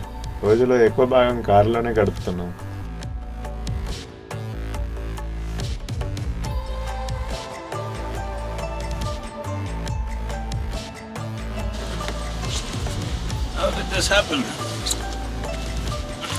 ఫ్రంట్ లెఫ్ట్ టైర్ ఫ్లాట్ అయింది. మా దగ్గర ఫుల్ సైజ్ స్పేర్ వీల్ లేదు. అందుకే ప్రతి 10 నుండి 15 నిమిషాలకి గాలి కొట్టుకుంటూ నడుపుతున్నాం. డ్రైవ్ చేయడానికి 45 నిమిషాల నుండి గంట పడుతుంది. చాలా ప్రమాదకరమైన ప్రదేశం, కానీ మేము చేరుకుంటాం ఫ్లాట్ టైర్తోనే.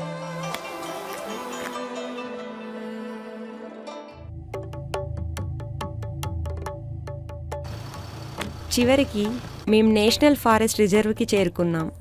అక్కడ నేను 2 లగ్జరీ బస్సులు చూశాను. దగ్గరలో ఉన్న ఒక స్థానికుడిని పట్టుకొని ఈ బస్సులు ఇక్కడికి ఎలా వచ్చాయి అని అడిగాం. దానికి ఆ స్థానికుడు, ఓ, వాళ్ళు మీకంటే చాలా సులువైన దగ్గర దారిలో వచ్చారని చెప్పాడు.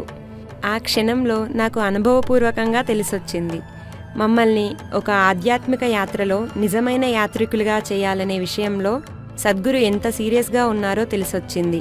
మమ్మల్ని మానసికంగా, శారీరకంగా కూడా ఒక స్థితికి తీసుకురావడానికి.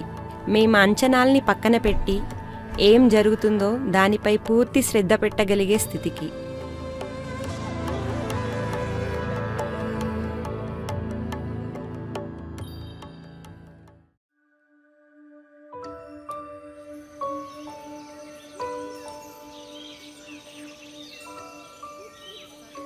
ఇక్కడికి రావడం ఒక పెద్ద పని. నిన్న రాత్రి చెమ్మ చీకటి, మా కార్లు ఇరుక్కుపోయాయి. మేము 40 నిమిషాలు కిందకి నడిచి రావాల్సి వచ్చింది. సద్గురు ఈ ప్రదేశాన్ని ఎందుకు ఎంచుకున్నారా అని అనుకుంటున్నాను. ఇప్పుడే నిద్రలేచి టెంట్ తెరవగానే, వావ్, ఇదొక మాయాజాలం, అద్భుతమైన ప్రదేశం. ఈ సంవత్సరం మానస సరోవర్కి వెళ్ళలేమని మనసులో అనుకున్నాను. కానీ ఉదయాన్నే లేచి చూడగానే ఇది అచ్చం మానస సరోవరంలాగే ఉంది. ఇది చుట్టుపక్కల గ్రామాల వాళ్ళకు కూడా చాలా పవిత్రమైనది. నీళ్లు ఎంత స్వచ్ఛంగా ఉన్నాయంటే నేను సరస్సు లోపలికి చూస్తున్నాను. అడుగు భాగాన్ని కూడా చాలా స్పష్టంగా చూడగలుగుతున్నాను. నా అంతట నేనుగా, నా శక్తితో ఇంత సహజమైన, ఎవరూ తాకని ప్రదేశానికి ముందెప్పుడు రాగలిగేదాన్ని కాదు.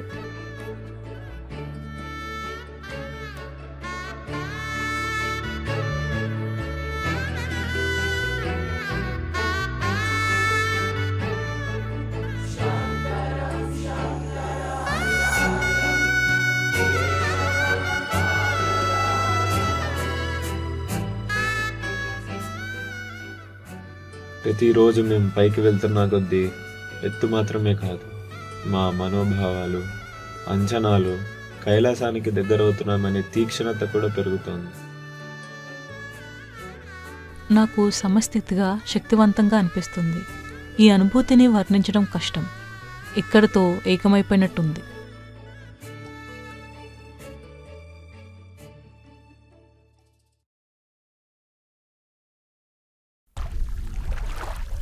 అలా నేను నదీ తీరాన కూర్చుని ఆ అందమైన పర్వతాలను చూస్తున్నాను. అప్పుడే ఇది రాశాను.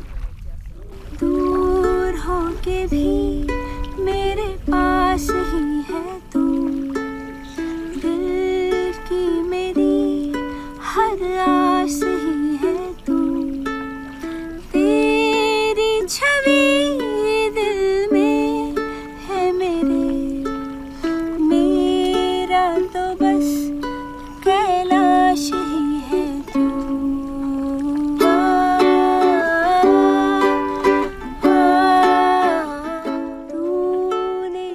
ఆయన మాతో క్షణాలు గడిపారు. ఈ చిన్న చిన్న క్షణాల్లోనే ఆయన నిరంతరం మాకు మార్గనిర్దేశం చేస్తున్నారు.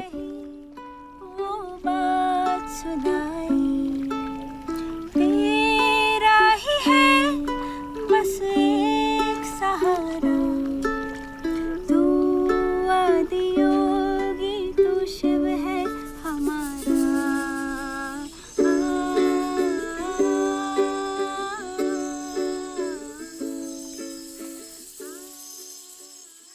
మేము పడవలో చాంట్ చేస్తున్నాం. నా హృదయం ఎందుకో తెలీదు, నా కళ్ళ నుండి చాలా కన్నీళ్ళు వస్తున్నాయి. మేం శివాలయానికి వెళ్తున్నాం.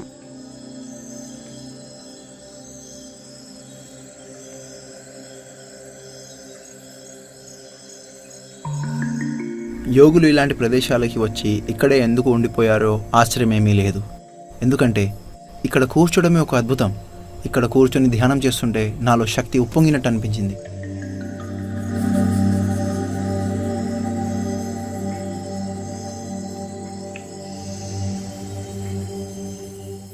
रंग दे रंग दे रंग दे रंग दे रंग दे तू मोहे अपने ही रंग में, रंग दे रंग दे रंग दे रंग दे रंग दे तू मोहे अपने ही रंग में।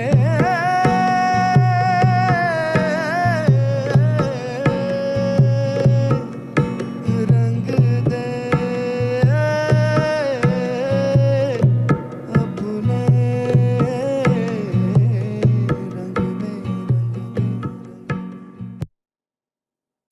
మీ అనుభవంలోకి ఇంకా రాని దాని గురించి మాట్లాడకండి.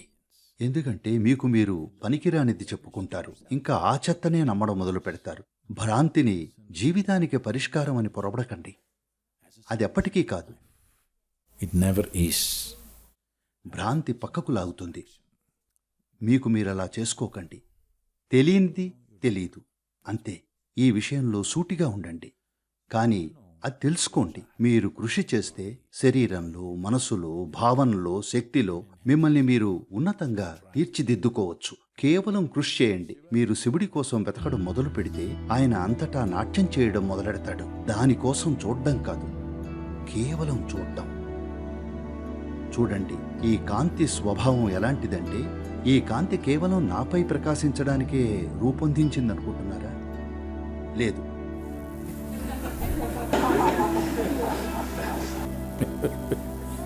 ఇక్కడ ఓ బొద్దింక ఉంటే కాంతి దాన్ని కూడా చూపిస్తుంది, అవునా కాదా? కాంతి రూపొందింది ఉన్నదాన్ని చూపించడానికి. అన్వేషణ కూడా అంతే. అన్వేషణ ఉన్నది ఏది ఉన్నదో దాన్ని చూపించడానికి. మీరు ఊహించుకున్న దాన్నో, జనాదరణ పొందిన దాన్నో కాదు. ఏది ఉన్నదో దాన్ని. ఉద్దేశం ఏది సత్యమో దాన్ని చూడాలని. మనం ఊహించుకున్న దాన్ని కాదు. అన్వేషిస్తున్నప్పుడు అది ఎక్కడికి తీసుకెళ్తే అక్కడికి వెళ్ళాలి. నేను అన్వేషిస్తున్నాను, కానీ నా కుక్క ఎక్కడికి వెళ్తే అక్కడికే వెళ్తాను. అది అన్వేషణ కాదు. నా పిల్లలున్న చోటుకే వెళ్తాను. అది అన్వేషణ కాదు. ఇది మేఘాలపై తేలడం కాదు. ఇది నేలపై స్థిరంగా నిలబడటం. మీరు అన్వేషించినప్పుడు మీ హృదయంలో ఆ స్థితిలో ఉండాలి. అది ఎక్కడికి తీసుకెళ్ళినా మీరు వెళ్ళేట్టుండాలి. విషయం భౌతికంగా ఎక్కడికో వెళ్ళడం కాదు, అంతర్గతంగా మీరు ఎక్కడికో వెళ్ళొచ్చు. And it should be all right. కేవలం కృషి చెయ్యండి. అవసరమైన చోట మార్గదర్శకత్వం వస్తుంది. మనల్ని దానికి అందుబాటులోకి తెచ్చేది మనం పెట్టే నెలలు, సంవత్సరాల కృషి కాదు, మనలోని తీక్షణత. జీవితమంతా తేలికపాటి కాక్టైల్ కలుపుతూ గురువు జీవితం వృధా అవుతుంది. ఎందుకంటే ఆయన దాన్ని ఘాటుగా కలిపితే వాళ్ళ జీవితాలు పూర్తిగా మారిపోతాయి. తమ కుక్కల్ని వదిలేయాల్సి వస్తుంది. నేను చాలా స్ట్రాంగ్గా కలిపితే ఈయనొక అతివాది అంటారు. కానీ దానికి సిద్ధంగా ఉన్న వాళ్లకు నేను అతివాదిని. ఎందుకంటే మీ జీవితంలో సాధ్యమైనంత తొందరగా జీవితపు అంచులకు వెళ్ళకపోతే అది వ్యర్థ జీవితం అనుకుంటాను. ఇది కేవలం నా అభిప్రాయం. మీరు దాన్ని పట్టించుకోనక్కర్లేదు. నేను కొందరిని నిరాశపరిచానా? దయచేసి వాళ్లను కాస్త ఉత్సాహపరచండి. रंग दे रंग दे रंग दे मोहे अपने ही रंग में रंग दे मोहे अपने ही रंग में रंगीले रंगीले तू तो साहिब मोरा महबूब इलाही मोहे अपने.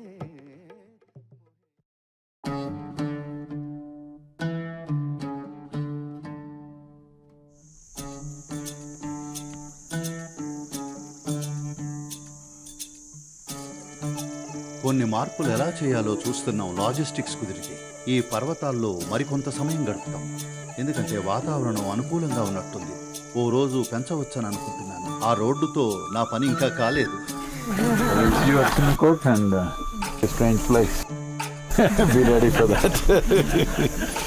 సిమికోట్లో కలుద్దాం. అదో వింత ప్రదేశం. దానికి సిద్ధంగా ఉండండి. సిమికోట్కు దగ్గరగా ఉండే చంకెల్ పాస్కు ప్రయాణం. మేము ఈ దారిని వదులుకోదలుచుకోలేదు. ఇదో చిన్న మేకల దారిలా ఉంది. చాలా చోట్ల కేవలం 2 చక్రాలు పట్టేంత జాగానే ఉంది. ఈ గ్రామ రహదారులు ఎన్నో విధాలుగా డ్రైవర్లకు ఒక కల లాంటివి. నిజంగా కఠినమైన భూభాగంలో నడపాలని కళ్ళకనే వాళ్ళుంటే వర్షాకాలంలో ఇక్కడికి రండి. నేపాల్ గంజ్ నుండి ప్రయాణించండి. చంకెల్ పాస్ వరకు మీ కోరిక మనసారా తీరుతుంది. అందరికీ నమస్తే. అందరూ స్కూల్కి వెళుతున్నారా? ఏ క్లాస్? 10th.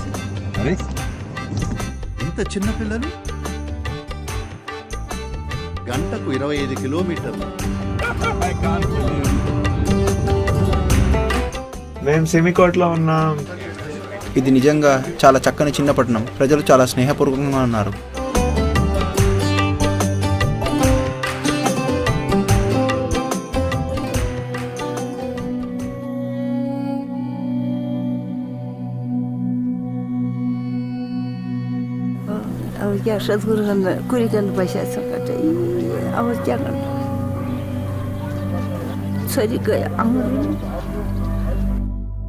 ఇవి నేపాల్లో అత్యంత మారుమూల ప్రాంతాలు.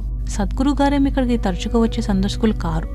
కానీ ఇక్కడ ప్రజలు ప్రవర్తించిన తీరు, ఆయనకి స్వాగతం పలకడమైనా లేదా కేవలం ఆయన సన్నిధిలో ఉండడమైనా అది మనసును ఎంతగానో హత్తుకుంది.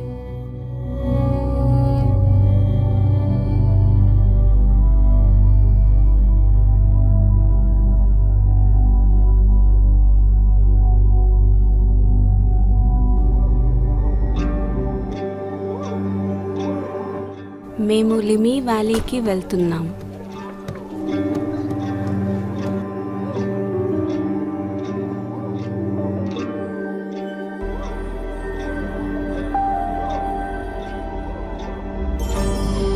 అపరిచితమైన మార్గంలో ఒంటరిగా వెళ్ళడం అసాధ్యం కాదు, కానీ అనవసరమైన శ్రమ. అందుకే ఇప్పటికే ఆ మార్గంలో ప్రయాణించిన వారితో వెళ్ళడం ఉత్తమం. మీరు నా బస్ ఎక్కితే హాయిగా కూర్చుని దృశ్యాలను ఆస్వాదించవచ్చు లేదా నిద్రపోవచ్చు. ఏ విధంగానైనా మీరు గమ్యాన్ని చేరుకుంటారు. అంతర్గత పార్శ్వాన్ని కనుగొనడం పూర్తిగా తెలియని భూభాగం లాంటిది. అందుకే ఆ మార్గంలో ఇప్పటికే నడిచిన వారితో వెళ్ళడం వివేకం. నా అంతటా నేను చేయలేనా అంటే ఖచ్చితంగా చేయగలను. దానికి కొన్ని జన్మలు పట్టవచ్చు, ఎవరికి తెలుసు. మరింత పైకి వెళ్లే కొద్దీ యాత్రలోని అసలు భావన మాలో మరింత నిండడం మొదలైంది.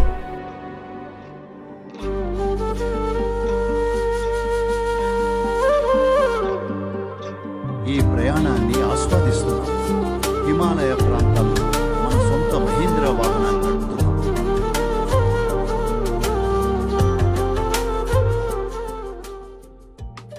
ఇది జీవితంలో గుర్తుండిపోయే ప్రయాణం. నిజంగా చెప్తున్నాను, ఈ కీళ్ళన్నీ వదులవుతాయి. ఇదొక సుదీర్ఘ ప్రయాణం. గాలి నిజంగా పల్చగా అనిపిస్తుంది. డ్రైవర్లు ఇరుకైన రోడ్లలో అద్భుతంగా నడిపారు.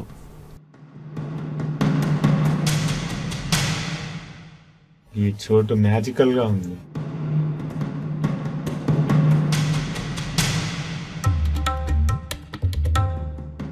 ఈ ప్రదేశం చాలా అందంగా ఉంది.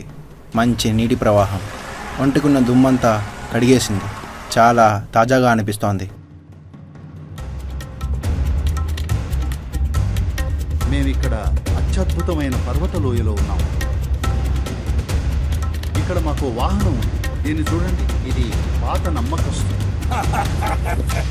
ఓ బుల్డోజర్ లాంటి దేనిలో నుంచైనా దూసుకుపోతుంది. అన్నింటినీ తట్టుకోగలదు.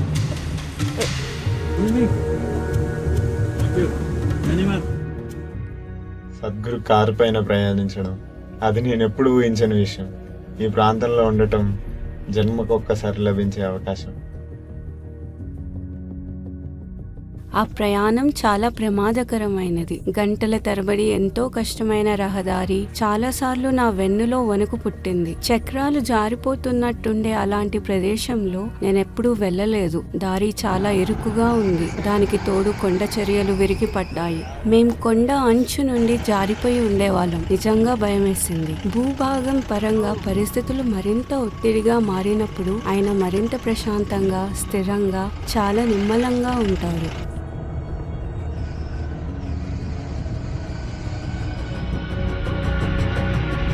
ఎంత గొప్ప పర్వతారోహణ. చాలా బాగుంది. గాలి చిక్కగా ఉంది. ఆక్సిజన్ పుష్కలంగా ఉంది. నన్ను చూడండి, ఆక్సిజన్ పుష్కలంగా ఉంది. సమస్య లేదు. అంతా ఇక్కడ నిల్వ చేశాను. ఆక్సిజన్ సంచు. మేము ప్రస్తుతం దాదాపు 15,000 అడుగుల ఎత్తులో ఉన్నాం. ఈ రోజు ప్రయాణం రాళ్లతో నిండిన భూభాగం గుండా. కఠినమైన ప్రయాణం. కాస్త ఫ్రూట్ పంచ్గా అనిపిస్తుంది. అంతా ద్రవమైపోయింది. వెళ్ళాక నా అవయవాలన్నీ మళ్ళీ సర్దుకోవాలి. అయితే కైలాసాన్ని చూస్తే ఈ శ్రమంతా సార్థకమైందని తెలుస్తుంది.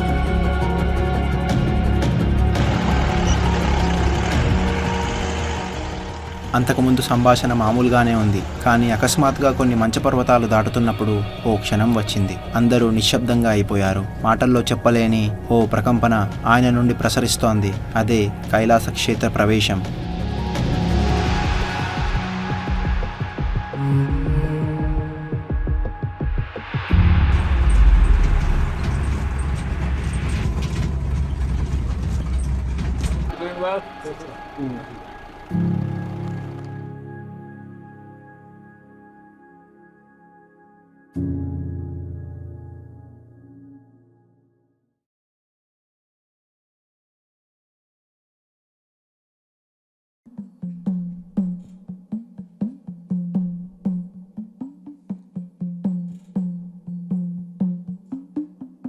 Live in this world.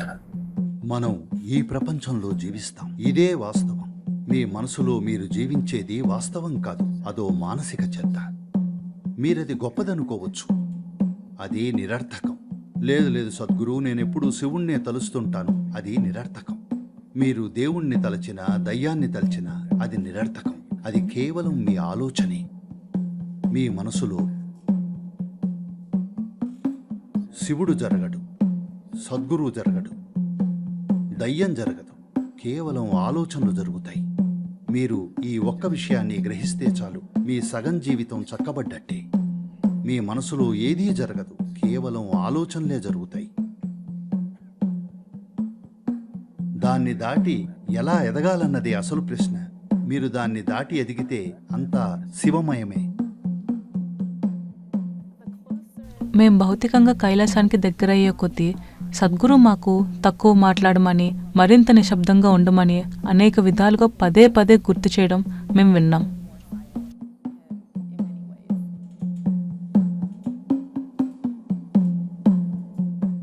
Kailasam వైపు వెళ్ళే కొద్దీ బహుశా మీలో మీరే ఏదో ఆశించడం మొదలు పెడతారేమో. ఏదైనా వదులుకోవాలని, మరింత శూన్యంగా మారాలని కోరుకుంటాను. దానికి తగ్గట్టే అక్కడ దృశ్యం కూడా మరింత శూన్యంగా మారడం మొదలవుతుంది. చివరికి అది చంద్రునిపై ఎలా కనిపిస్తుంది. నాకు నీటి ప్రవాహం వినబడుతోంది.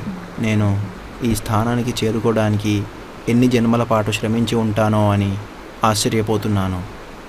మరుసటి రోజే కైలాస దర్శనం. ప్రతి ఒక్కరూ నిజంగా ఓ తీక్షణమైన స్థితిలో సాధనలో ఉన్నారు. మేమంతా ఆతురతగా ఉత్సాహంగా ఉన్నాం. అది ఎన్నో భావాల కలయిక. నా గుండె వేగంగా కొట్టుకుంటోంది. ఆ క్షణం చాలా దగ్గరలో ఉంది.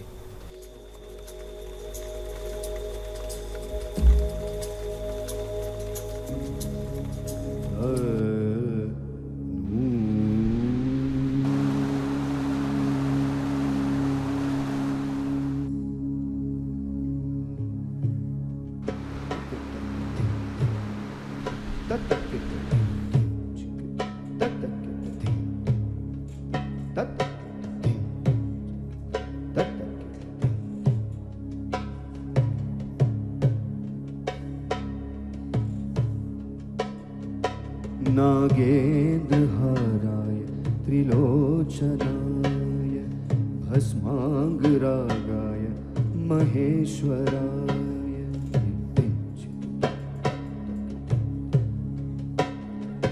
नागेन्द्रहाराय त्रिलोचनाय भस्मांगरागाय महेश्वराय नित्याय शुद्धाय दिगंबराय तस्मै नकाराय नमः शिवाय तस्मै नकाराय नमः शिवाय ॐ नमः शिवाय शिव शंभो शंभो शिव शंभो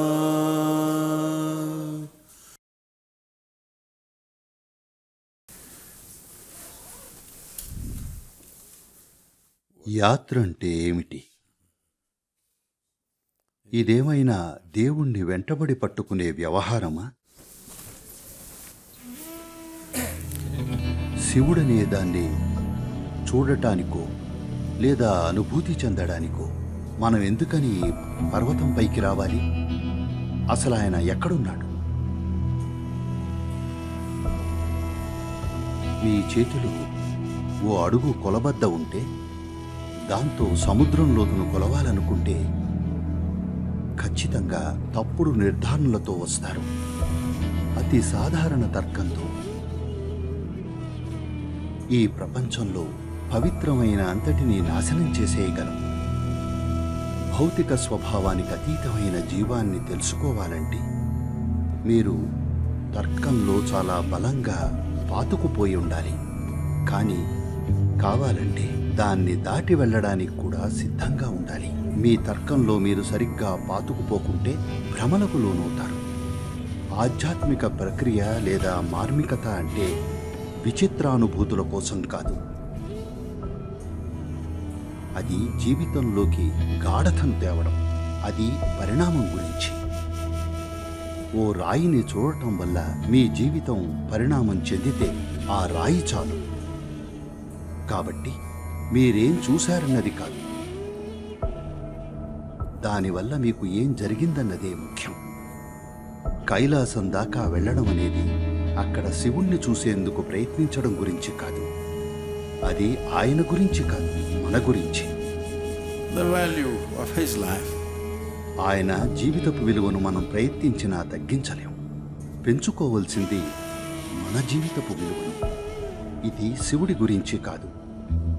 ఆయనకు మీ అవసరం లేదు. సందర్శకులు లేకపోయినా ఆయన బానే ఉంటాడు.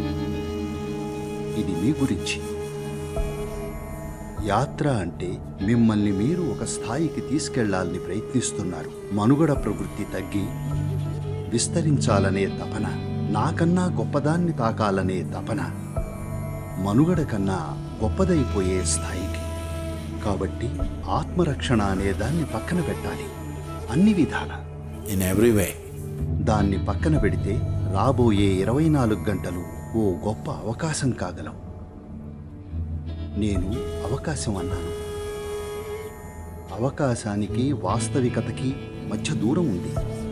ఆ దూరాన్ని నడిచే ధైర్యం, నిబద్ధత రెండూ మీకుండాలి. నేను మీతో ఉన్నాను.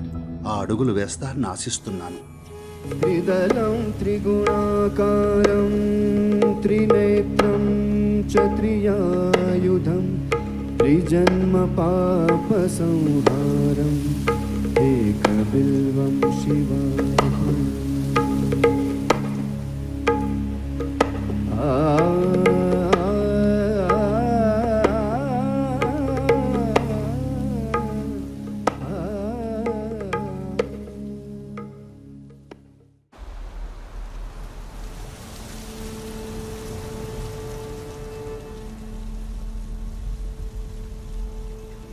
ఈ ఉదయం దాక్షి నుండి లాప్చాకు ప్రయాణించాను. మేము సద్గురుతో ప్రయాణించిన ఈ రోజుల్లో మా అందరిలో యాత్ర అనే భావాన్ని సద్గురు నాటిన విధానం చాలా అద్భుతంగా ఉంది. ఎత్తుకు ఎక్కాము, కానీ సద్గురు చెప్పినట్లు వాతావరణ విషయంలో మేము అదృష్టవంతులం. మాకు వాన లేదు, మంచు లేదు.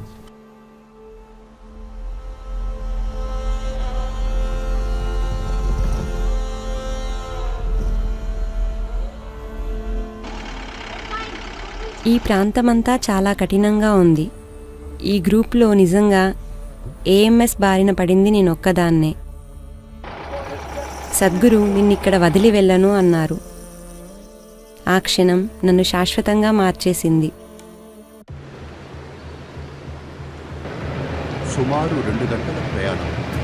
అదృష్టవశాత్తు వాతావరణం బాగుంది. ఈ రోజే దర్శనం చేసుకోవచ్చు. నేపాల్ సరిహద్దు నుండే దర్శనం చేసుకుంటున్నాం. టిబెట్లోకి ప్రవేశించట్లేదు. అయితే గ్రహణ శక్తి ఉన్నవారికి దూరం ఒక సమస్యే కాదు. గత 2 ఏళ్లుగా ఎందరి విషయంలోనో ఇది చూశాను. నాకైతే ఏ తేడా ఉండదు. మిమ్మల్ని మీరు ఆ స్థితిలో కలిగించేసుకోండి. స్థితిలో లీనమైతే అక్కడ ఏం చేయాలో చూద్దాం. లాప్చేలోని ఆ ప్రదేశానికి వెళ్తున్నప్పుడు ఆ ప్రయాణం అంతా ఓ డ్రీమ్లా అనిపించింది.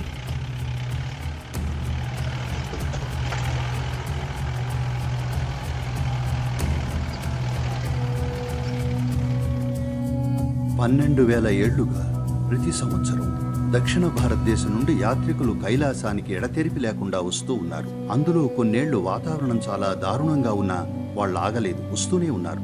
ఒకటి అర్థం చేసుకోండి, దక్షిణ భారతదేశం నుండి ఇంత దూరం నడిచి రావడం అంటే చూడండి.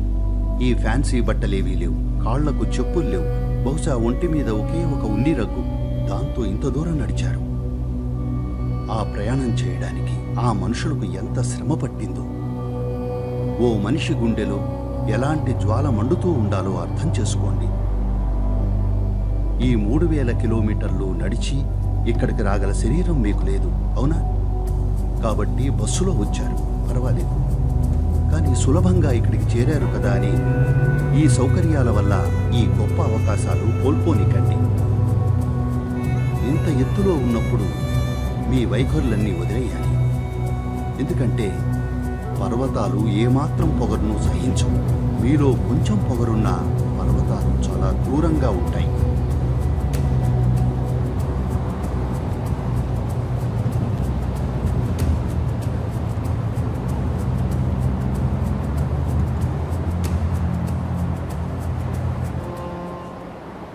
ఈ పవిత్ర యాత్రలో ఇది మా చివరి గమ్యం.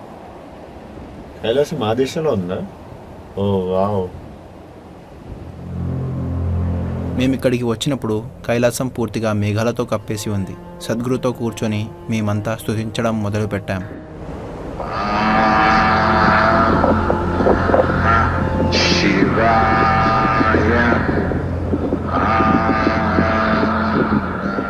నేను శివశంభో చాంట్ చేస్తున్నాను. కైలాసాన్ని పూర్తిగా చూసే వరకు ఇక్కడ నుండి కదలను. దానికి ఎంత సమయం పట్టినా సరే అనుకున్నాను. అలాంటి ఒక క్షణం కోసం జన్మ జన్మలుగా ఎదురు చూశాను. सर्वेश्वराय सदाशिवाय सर्वेश्वराय सदाशिवाय महादेवाय नमः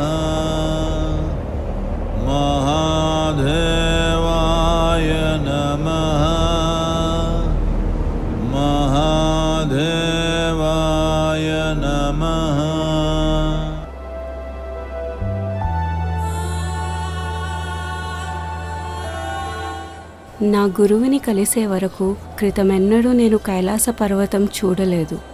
క్రితమెన్నడూ నాకింత బలమైన అనుభూతి కలగలేదు. నా హృదయంలో ఓ బలమైన లోతైన ప్రకంపన కలుగుతోంది. సాధారణంగా నేను అనుభవాలకు అంత సులువుగా లొంగను, కానీ నా జీవితంలో ఎప్పుడూ ఇలాంటి దాన్ని అనుభూతి చెందలేదు.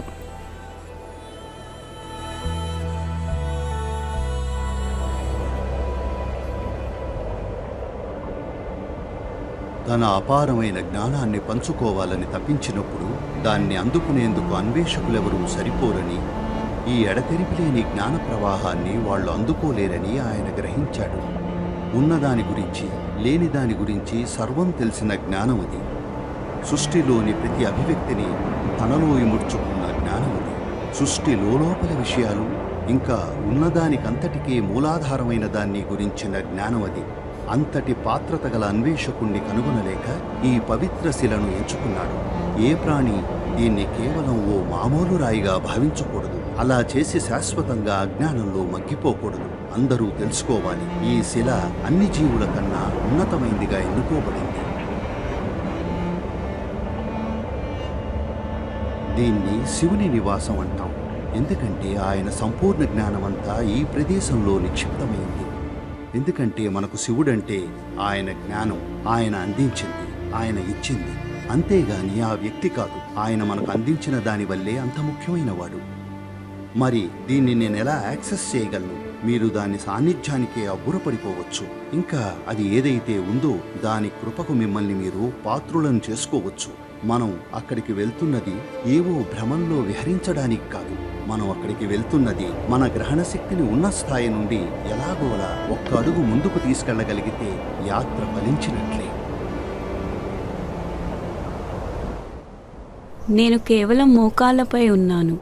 అక్కడున్న ప్రతి అవకాశానికి నన్ను నేను పాత్రురాల్ని చేసుకుంటూ నేలపై సాష్టాంగపడ్డాను. కైలాసాన్ని చూసి కేవలం ఆశ్చర్యంతో నిండిపోయాను.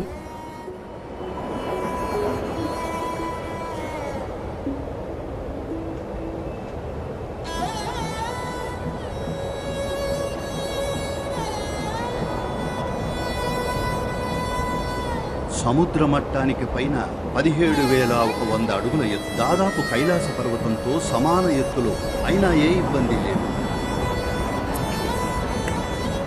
66 ఏళ్ల ఊపిరితిత్తులు అద్భుతంగా పనిచేస్తున్నాయి. 66 ఏళ్ల కాళ్ళు బ్రహ్మాండంగా పనిచేస్తున్నాయి. గుండె కూడా చాలా బలంగా కొట్టుకుంటోంది. యోగా చెయ్యండి, నేను చెప్తున్నా. అప్పుడు ఏ పర్వతము మీకు పెద్దది కాదు, ఏ వయస్సు ఎక్కువ కాదు. యవ్వనం, సంపూర్ణ ఆరోగ్యం, శ్రేయస్సు ఇంకా ఆనందాలతో నిండిన ప్రపంచాన్ని సృష్టిద్దాం. మీ శరీరం మీకు సహకరించకపోతే ఇవేమీ సాధ్యం కావు. సుమారు మధ్యాహ్నం 3 గంటలకి మేమంతా సత్సంగ్ హాల్లో సత్సంగ్ కోసం ఎదురు చూస్తూ కూర్చున్నాం. అప్పుడే తెలిసింది సద్గురు నిజానికి బయట వేచి ఉన్నారని.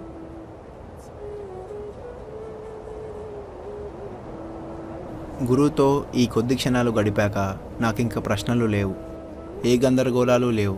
నా జీవితం పరిపూర్ణమైందని చెప్పను, ఎందుకంటే ఇప్పుడు నేను చేయాల్సిన పెద్ద పనులున్నాయి. ఆశించేది ఒక్కటే, ఎప్పటికైనా మరింత తీక్షణమైన సాధన, ఇంకా జీవితం పట్ల నా భక్తితో అది వికసించాలని కోరుకుంటున్నా. ఆయన నన్ను హత్తుకున్న క్షణం అచ్చం ఇంటికి తిరిగి వచ్చినట్టు అనిపించింది. ప్రతిసారి ఇక్కడికి రావడం ఓ అద్భుతమైన అనుభూతి. కళ్ళు వాటంతట అవే చెమర్చాయి. ఆయన కృపకు పాత్రుడిని కావడానికి నేనేం పుణ్యం చేసుకున్నాను? గురువు సాన్నిధ్యంలో ఉండడం, ఆ కృపలో తడిసి ముద్దవటం, అంతటి మహోన్నతమైన ప్రేమపూర్వకమైన శక్తిచే ఆవరించబడటం అనిర్వచనీయం. దాన్ని వర్ణించడానికి నాకు మాటలు రావట్లేదు. అక్కడ నన్ను నేను ఖాళీ చేసుకున్నట్టు అనిపించింది.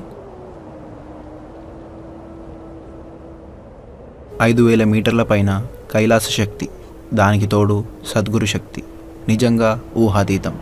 సౌకర్యాలతో ఉండే మన ఊళ్ళతో పోలిస్తే ఇక్కడి అనుభవం చాలా భిన్నం. ఇక్కడి గాలి, ఇది చాలా చాలా ప్రత్యేకమైన అనుభవం. ఆ రాత్రి విపరీతమైన చలి. అయినా ఈ విశాల ప్రదేశంలో లీనమై కైలాస సాన్నిధ్యంలో ఉండడంతో నాలో నేను పూర్తిగా శూన్యమైపోయినట్టు అనిపించింది. నాలో ఇంకేమీ మిగల్లేదు.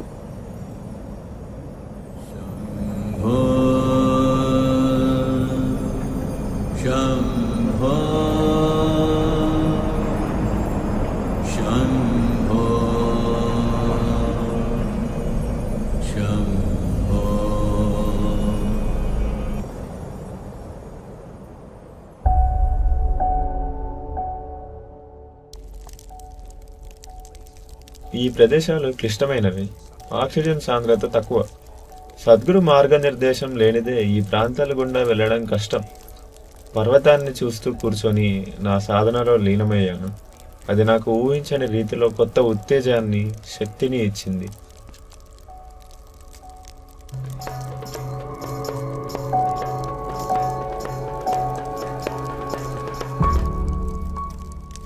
రెండో రోజు దీక్ష.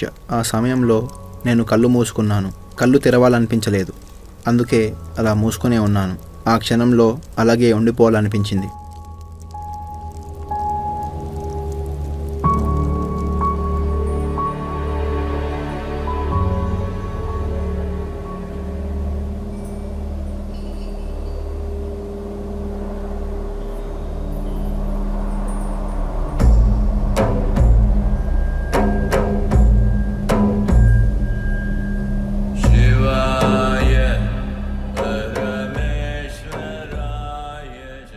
నాకు దీక్షిస్తున్నప్పుడు ఆయన వైపు చూస్తే చాలు, ఆయన ముఖ కవలికలు పూర్తిగా మారిపోయాయి.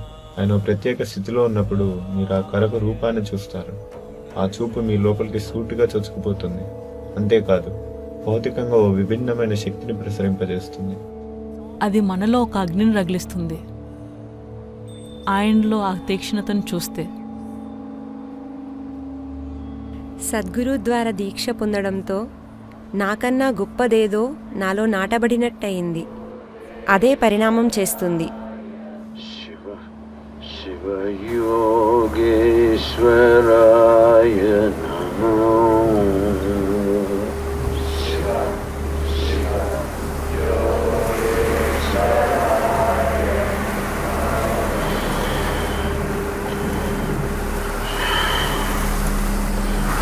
శివాయ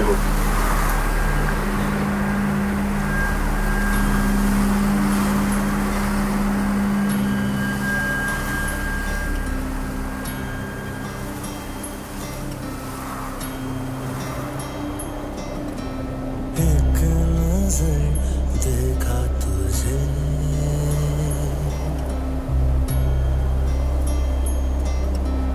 जान लिया मैंने मुझे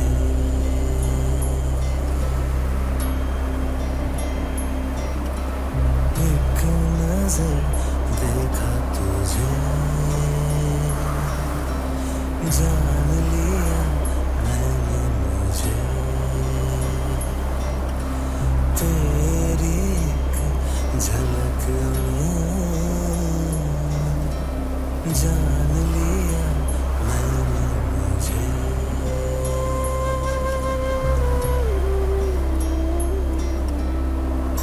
तेरा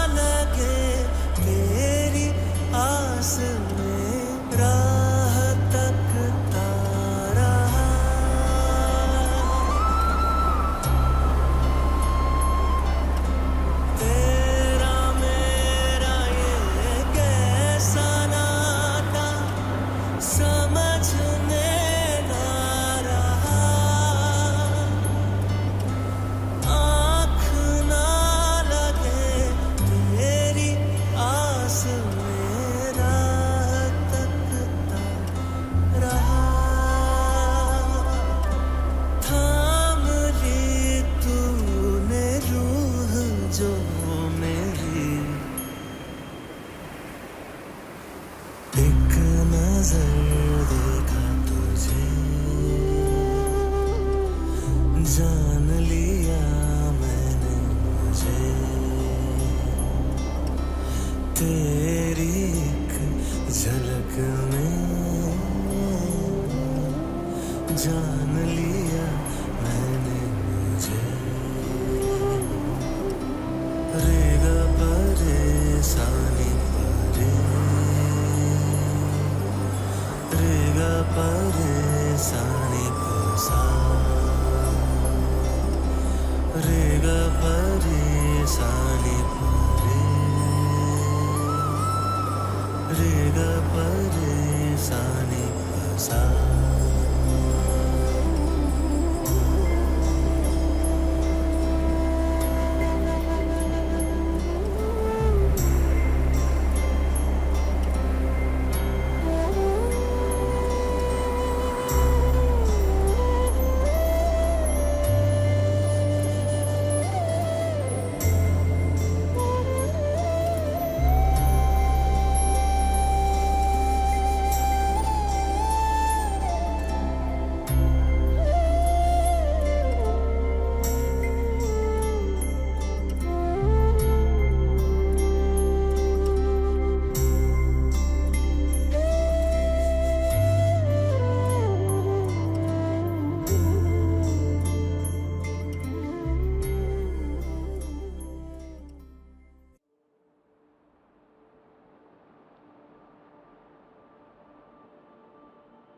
నా భయాన్ని ఇక్కడ వదిలేయాలనుకుంటున్నా. రెండోది అత్యాశ, ఎందుకంటే నాకు ఇంకా ఇంకా కావాలనిపిస్తుంది. ఆ విషయంలో ఏం చేయలేకపోతున్నా. ఇక మూడోది అహంకారం, ఎందుకంటే నేను ఏదైనా మంచి పని చేసినప్పుడు నాలో నేను వీటిని ఇక్కడే వదిలేయాలనుకుంటున్నా. ఈ యాత్ర మొదలయ్యాక నాలో జీవ ప్రక్రియ చాలా సహజంగా, సున్నితంగా అనిపిస్తుంది. నాలో ఏదో అడ్డు తొలగి చక్కగా తీసేసినట్టుంది.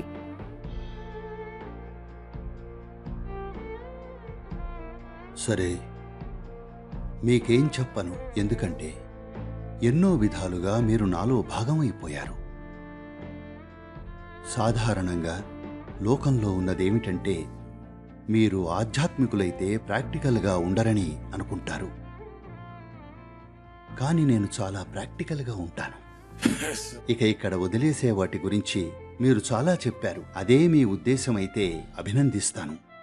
కానీ మనం చాలా సింపుల్ విషయానికి వద్దాం. నేను మీ కోపాన్ని వదిలేయండి అంటే మీరు తప్పకుండా సద్గురు వదిలేస్తాం అంటారు. కానీ నేనంత అమాయకుణ్ణి కాదు.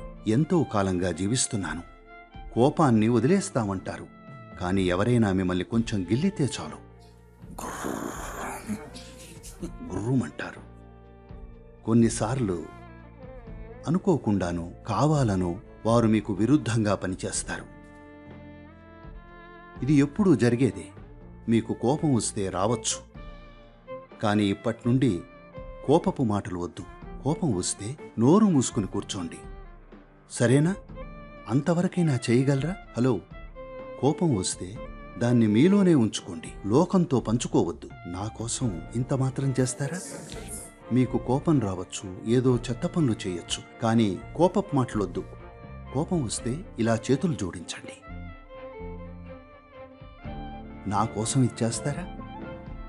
కనీసం కోపం మాటలైనా ఇక్కడ వదిలేసి వెళ్ళండి. మీకు మంచిది, ప్రపంచానికి మంచిది. తెలుసా? It does things that you don't expect. జీవితం అది మీరు ఊహించనివి చేస్తుంది. జీవితం నాకు నచ్చినట్టుగా జరగాలని అనుకున్న క్షణమే మీరు మీ ప్రపంచాన్ని చాలా చిన్నదిగా చేసుకుంటారు. ఎందుకంటే దాన్ని పెద్దది చేస్తే చాలా మీరు అనుకున్నట్లుగా జరగవని మీకు భయం. నా జీవితంలో 2% కూడా నేను అనుకున్నట్టు జరగవు. 98% అంతా తారుమారే. సమస్య ప్రపంచంలో లేదు. సమస్య మనం ఎలా ఉన్నాం, ప్రపంచాన్ని మనలో ఎలా చూస్తున్నాం అన్నదే. ఒకవేళ మీరు ఇంకొంచెం ఎరుకగలవారిగా అయితే మీరు మీ ఆఫీసులో కూర్చుని ఇలా చేస్తారా? చెయ్యరు. ఆ మాత్రం ఎరుకతో ఉన్నారు, పర్వాలేదు. ఆ మాత్రం ఎరుక ఉండని వారు ఎంతోమంది ఉన్నారు, అవునా కాదా? మీరు ఆ మాత్రం ఎరుకతో ఉన్నారు. మీ ఆలోచనతో కూడా అదే పని చేయగలరా? దాన్నిలా కెలక్కుండా? హలో, అవసరమైందదే. ఇంకొంచెం ఎరుక. ప్రపంచంలో ఎలా మసులుకోవాలి. దీనికి పర్ఫెక్ట్ పద్ధతి ఏదీ లేదు. మీరేం చేసినా ఎవరో ఒకరు తప్పు పడతారు, మీరేం చేసినా సరే. కాబట్టి ముఖ్యమైనది మీ లోపల మిమ్మల్ని ఎలా నడుపుకోవాలో నేర్చుకోవాలి. ఇక్కడ మిమ్మల్ని మీరెలా నడుపుకోవాలో మీకు తెలుసు. ఇక ప్రపంచంలో మీ బెస్ట్ మీరు చేస్తారు. ఎవరో మీ బెస్ట్ అద్భుతంగా ఉందని అనుకుంటారు, మరెవరో మీ బెస్ట్ అర్థం లేనిది అనుకుంటారు. పర్వాలేదు, కానీ మీరు మీ బెస్ట్ ఇస్తున్నారు అంతే.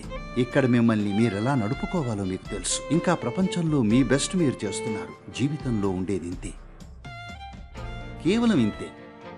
ఇది ఇంత సులభం. ఇది మీరు అర్థం చేసుకోకపోతే అప్పుడు మీరు ఉండే తీరును ప్రపంచ తీరుపై ఆధారపడేలా చేసుకుంటారు. ఇక మీ పని అయిపోయినట్టే. You're finished. మీ జీవితాన్ని జీవించక్కర్లేదు. మీ జీవితం అయిపోయిందని ఇప్పుడే చెప్పేసేయచ్చు. మరీ కఠినంగా మాట్లాడుతున్నానా? కానీ వాస్తవం అదే. మీరు మీ ఉనికిని మీ చుట్టూ ఉన్న వాటి నుండి స్వతంత్రమైందిగా చేసుకోకపోతే ఇంకెవరో ఇంకేదో ప్రస్తుతం మీరు ఎలా ఉన్నారో నిర్ణయిస్తే అప్పుడు మనం చూడండి, మీ చరిత్రను ఇప్పుడే రాసేయచ్చు. మీ జీవితం చివర్లో మీరెలా ఉంటారో ఇప్పుడే రాసేయచ్చు. ఎందుకంటే అది ముగిసిపోయింది. అంటే ఆధ్యాత్మిక ప్రక్రియలో ముఖ్యమైన పార్శ్వం మీ జీవితానికి మీరే సృష్టికర్త అని గ్రహించటం. మీరెక్కడో బయట చూడట్లేదు, మీరు లోపలికి తిరుగుతున్నారు. దారిలో కావలసిన అన్ని ఆధారాలు తీసుకుంటారు, దాంతో సమస్య లేదు. No problem with that. కానీ మీరు మీ జీవితానికి మీరే సృష్టికర్త అని అర్థం చేసుకుంటారు. అలా మాత్రమే అది పనిచేస్తుంది. ఆ ఒక్కటి మిస్ చేశారంటే అప్పుడు మనం అలా తిరుగుతూ తిరుగుతూ తిరుగుతూనే ఉంటాం, ఎక్కడికి చేరుకోలేం.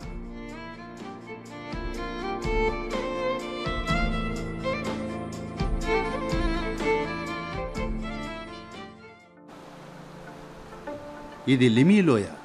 ఇది మాకు కైలాష్ వైపు వెళ్ళడానికి ఒక బేస్ క్యాంపుగా మారింది. ఇక్కడ 4 రోజులు ఉన్న తర్వాత వాతావరణం చాలా అనుకూలంగా ఉంది. మేమిప్పుడు లిమీ లోయ నుండి సిమికోట్కు తిరిగి వెళ్తున్నాం. అక్కడి నుండి కాఠ్మండు. నమస్కారం. క్షేమంగా వెళ్ళాలని కోరుకుంటున్నాను. మీకు చాలా ధన్యవాదాలు.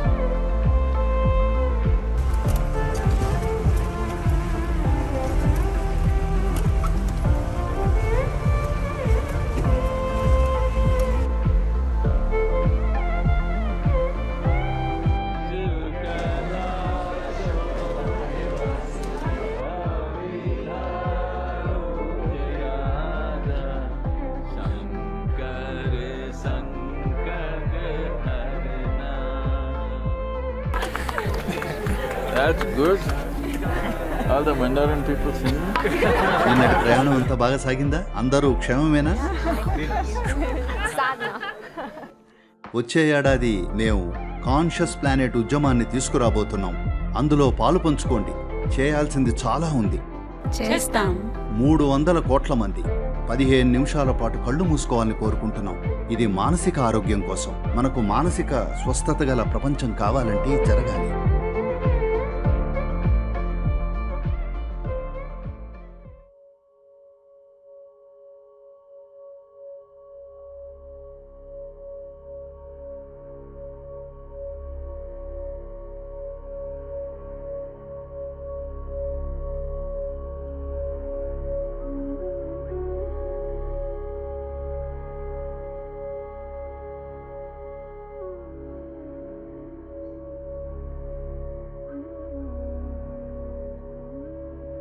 అందరికీ నమస్కారం.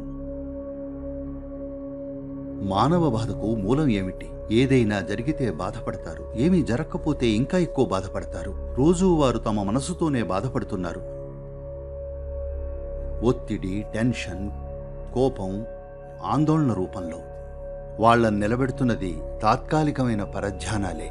వాళ్ళ ఫోన్లు తీసేస్తే, వాళ్ళ తాగుడు, డ్రగ్స్ తీసేస్తే బహుశా ఉద్యోగం, కుటుంబం, కుక్క, పిల్లి, వ్యసనం వీటిని తీసేస్తే మీరందరూ మీతో మీరిది చెయ్యాలి. అన్నీ తీసేయండి. 3 రోజులు ఊరికే అలా ఉండండి. మీ పరిస్థితి ఏమిటో మీకే తెలుస్తుంది. 98% ప్రపంచం ఇదే పరిస్థితిలో ఉంది. కేవలం దృష్టి మరల్చే వాటితో రోజులు గడిపేస్తున్నారు. దృష్టి మరల్చేవి పరిష్కారం కాదు. దృష్టి మరల్చడం అనేది తప్పించుకునే మార్గం. మనం తప్పించుకుంటున్నది అనారోగ్యాన్ని కాదు, తప్పించుకుంటుంది జీవితాన్ని. మన దగ్గరున్న ఒకే ఒక్కటి జీవం. కానీ మనం జీవాన్ని ఎలా తప్పించుకోవాలో ఎన్నో ఉపాయాలు కనుక్కున్నాం. పిచ్చి, వ్యసనం. రాబోయే 10-15 ఏళ్లలో మానవాళి తీరు ఇదే అవుతుంది. చూడండి, నేను ప్రళయం అంటూ భయపెట్టేవాణ్ణి కాదు, ఓకేనా? కానీ ప్రస్తుతం మనుషులు తమని తాము నిర్వహిస్తున్న తీరును గమనిస్తే మరో 15-20 ఏళ్లలో మానసిక రుగ్మత లేని కుటుంబం ఒక్కటి కూడా ఉండదు. చాలా వేగంగా అటువైపే వెళుతున్నాం. మీ జీవితంలో చేయడానికి ఎంత తక్కువ ఉంటే మీకు అంత పిచ్చెక్కుతుంది. మనమందరం బాగుండాలంటే మన చుట్టూ ఉన్న ప్రతి ఒక్కరూ ఆరోగ్యంగా ఉండాలి. అందరూ పిచ్చివాళ్లైతే అక్కడ బతకడం ఎలా? హలో, మీ కుటుంబంలో మానసికంగా అనారోగ్యంతో ఒక్క వ్యక్తి ఉన్నట్లయితే ఆ బాధ ఏమిటో మీకు తెలుసు. అది అత్యంత బాధాకరం. దానికన్నా క్యాన్సర్ నయం. కనీసం మీకేమవుతోందో తెలుస్తుంది. ఇందులో మీకేమవుతోందో తెలియదు. ఓ రోజు పైకి, ఓ రోజు కిందకి, ఓ రోజు పైకి, ఓ రోజు కిందకి, ఏమీ అర్థం కాదు. లేదు, ఒత్తిడి సహజమే. నా సైకియాట్రిస్ట్ ఎవరైనా చనిపోయినప్పుడు, అది ఇది జరిగినప్పుడు, నా ఉద్యోగం పోయినప్పుడు నిరాశ చెందడం చాలా సహజం అని చెప్పాడు. అరే, మీరేం ఉద్యోగంతో పుట్టలేదు, భర్తతోనో భార్యతోనో కుక్కతోనో పుట్టలేదు.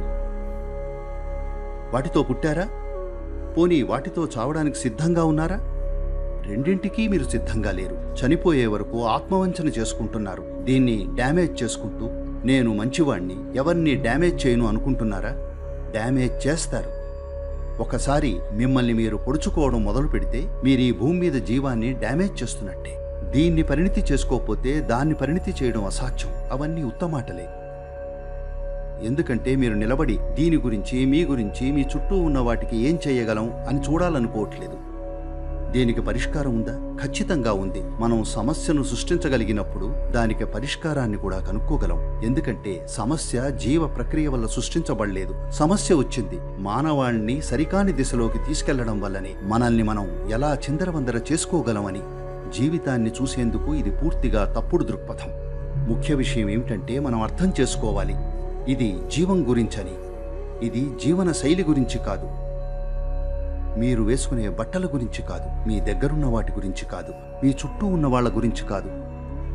ఇది మీలో మీరెలా ఉన్నారన్న దాని గురించి. దీన్ని ముఖ్యమైనదిగా పరిగణించి పరిష్కరించకపోతే మనం జీవితంలోకి తెచ్చే బాధ చాలా భారీగా ఉంటుంది.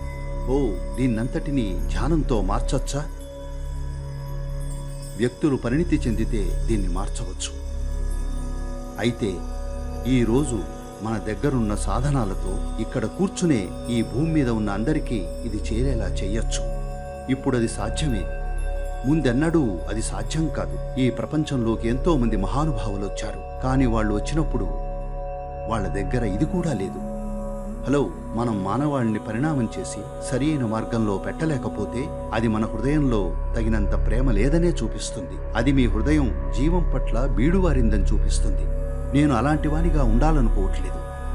మీలో ఎవరు అలా ఉండాలని కూడా నేను కోరుకోవట్లేదు. ఇది జరిగేలా చేద్దాం అంటున్నాను. నేను జీవితాన్ని ఒక సరదాగా, సాహసంగా చూశాను. కైలాసానికి వెళ్తానని కలలో కూడా అనుకోలేదు. ఖచ్చితంగా ఆ పర్వతం మీద ఏదో జరిగింది. నేను ఏడ్చాను, ఏడుస్తూనే ఉన్నాను. నా జీవిత గమనం మారడం నేను స్పష్టంగా చూడగలిగాను. అప్పటి నుండి ఇప్పటికీ నేను పూర్తిగా భిన్నమైన వ్యక్తిగా మారానని చూడగలుగుతున్నాను. మీలాంటి గురువున్న ఈ కాలంలో జీవించడం మా అదృష్టం. జీవం గురించి పూర్తిగా తెలిసిన సద్గురు అయిన మీరు మీ జీవశక్తిని మాలోకి ప్రసరింపచేసి మమ్మల్ని మీలో ఒక భాగంగా చేసుకుంటున్నారు. మేమేమీ అడగకుండానే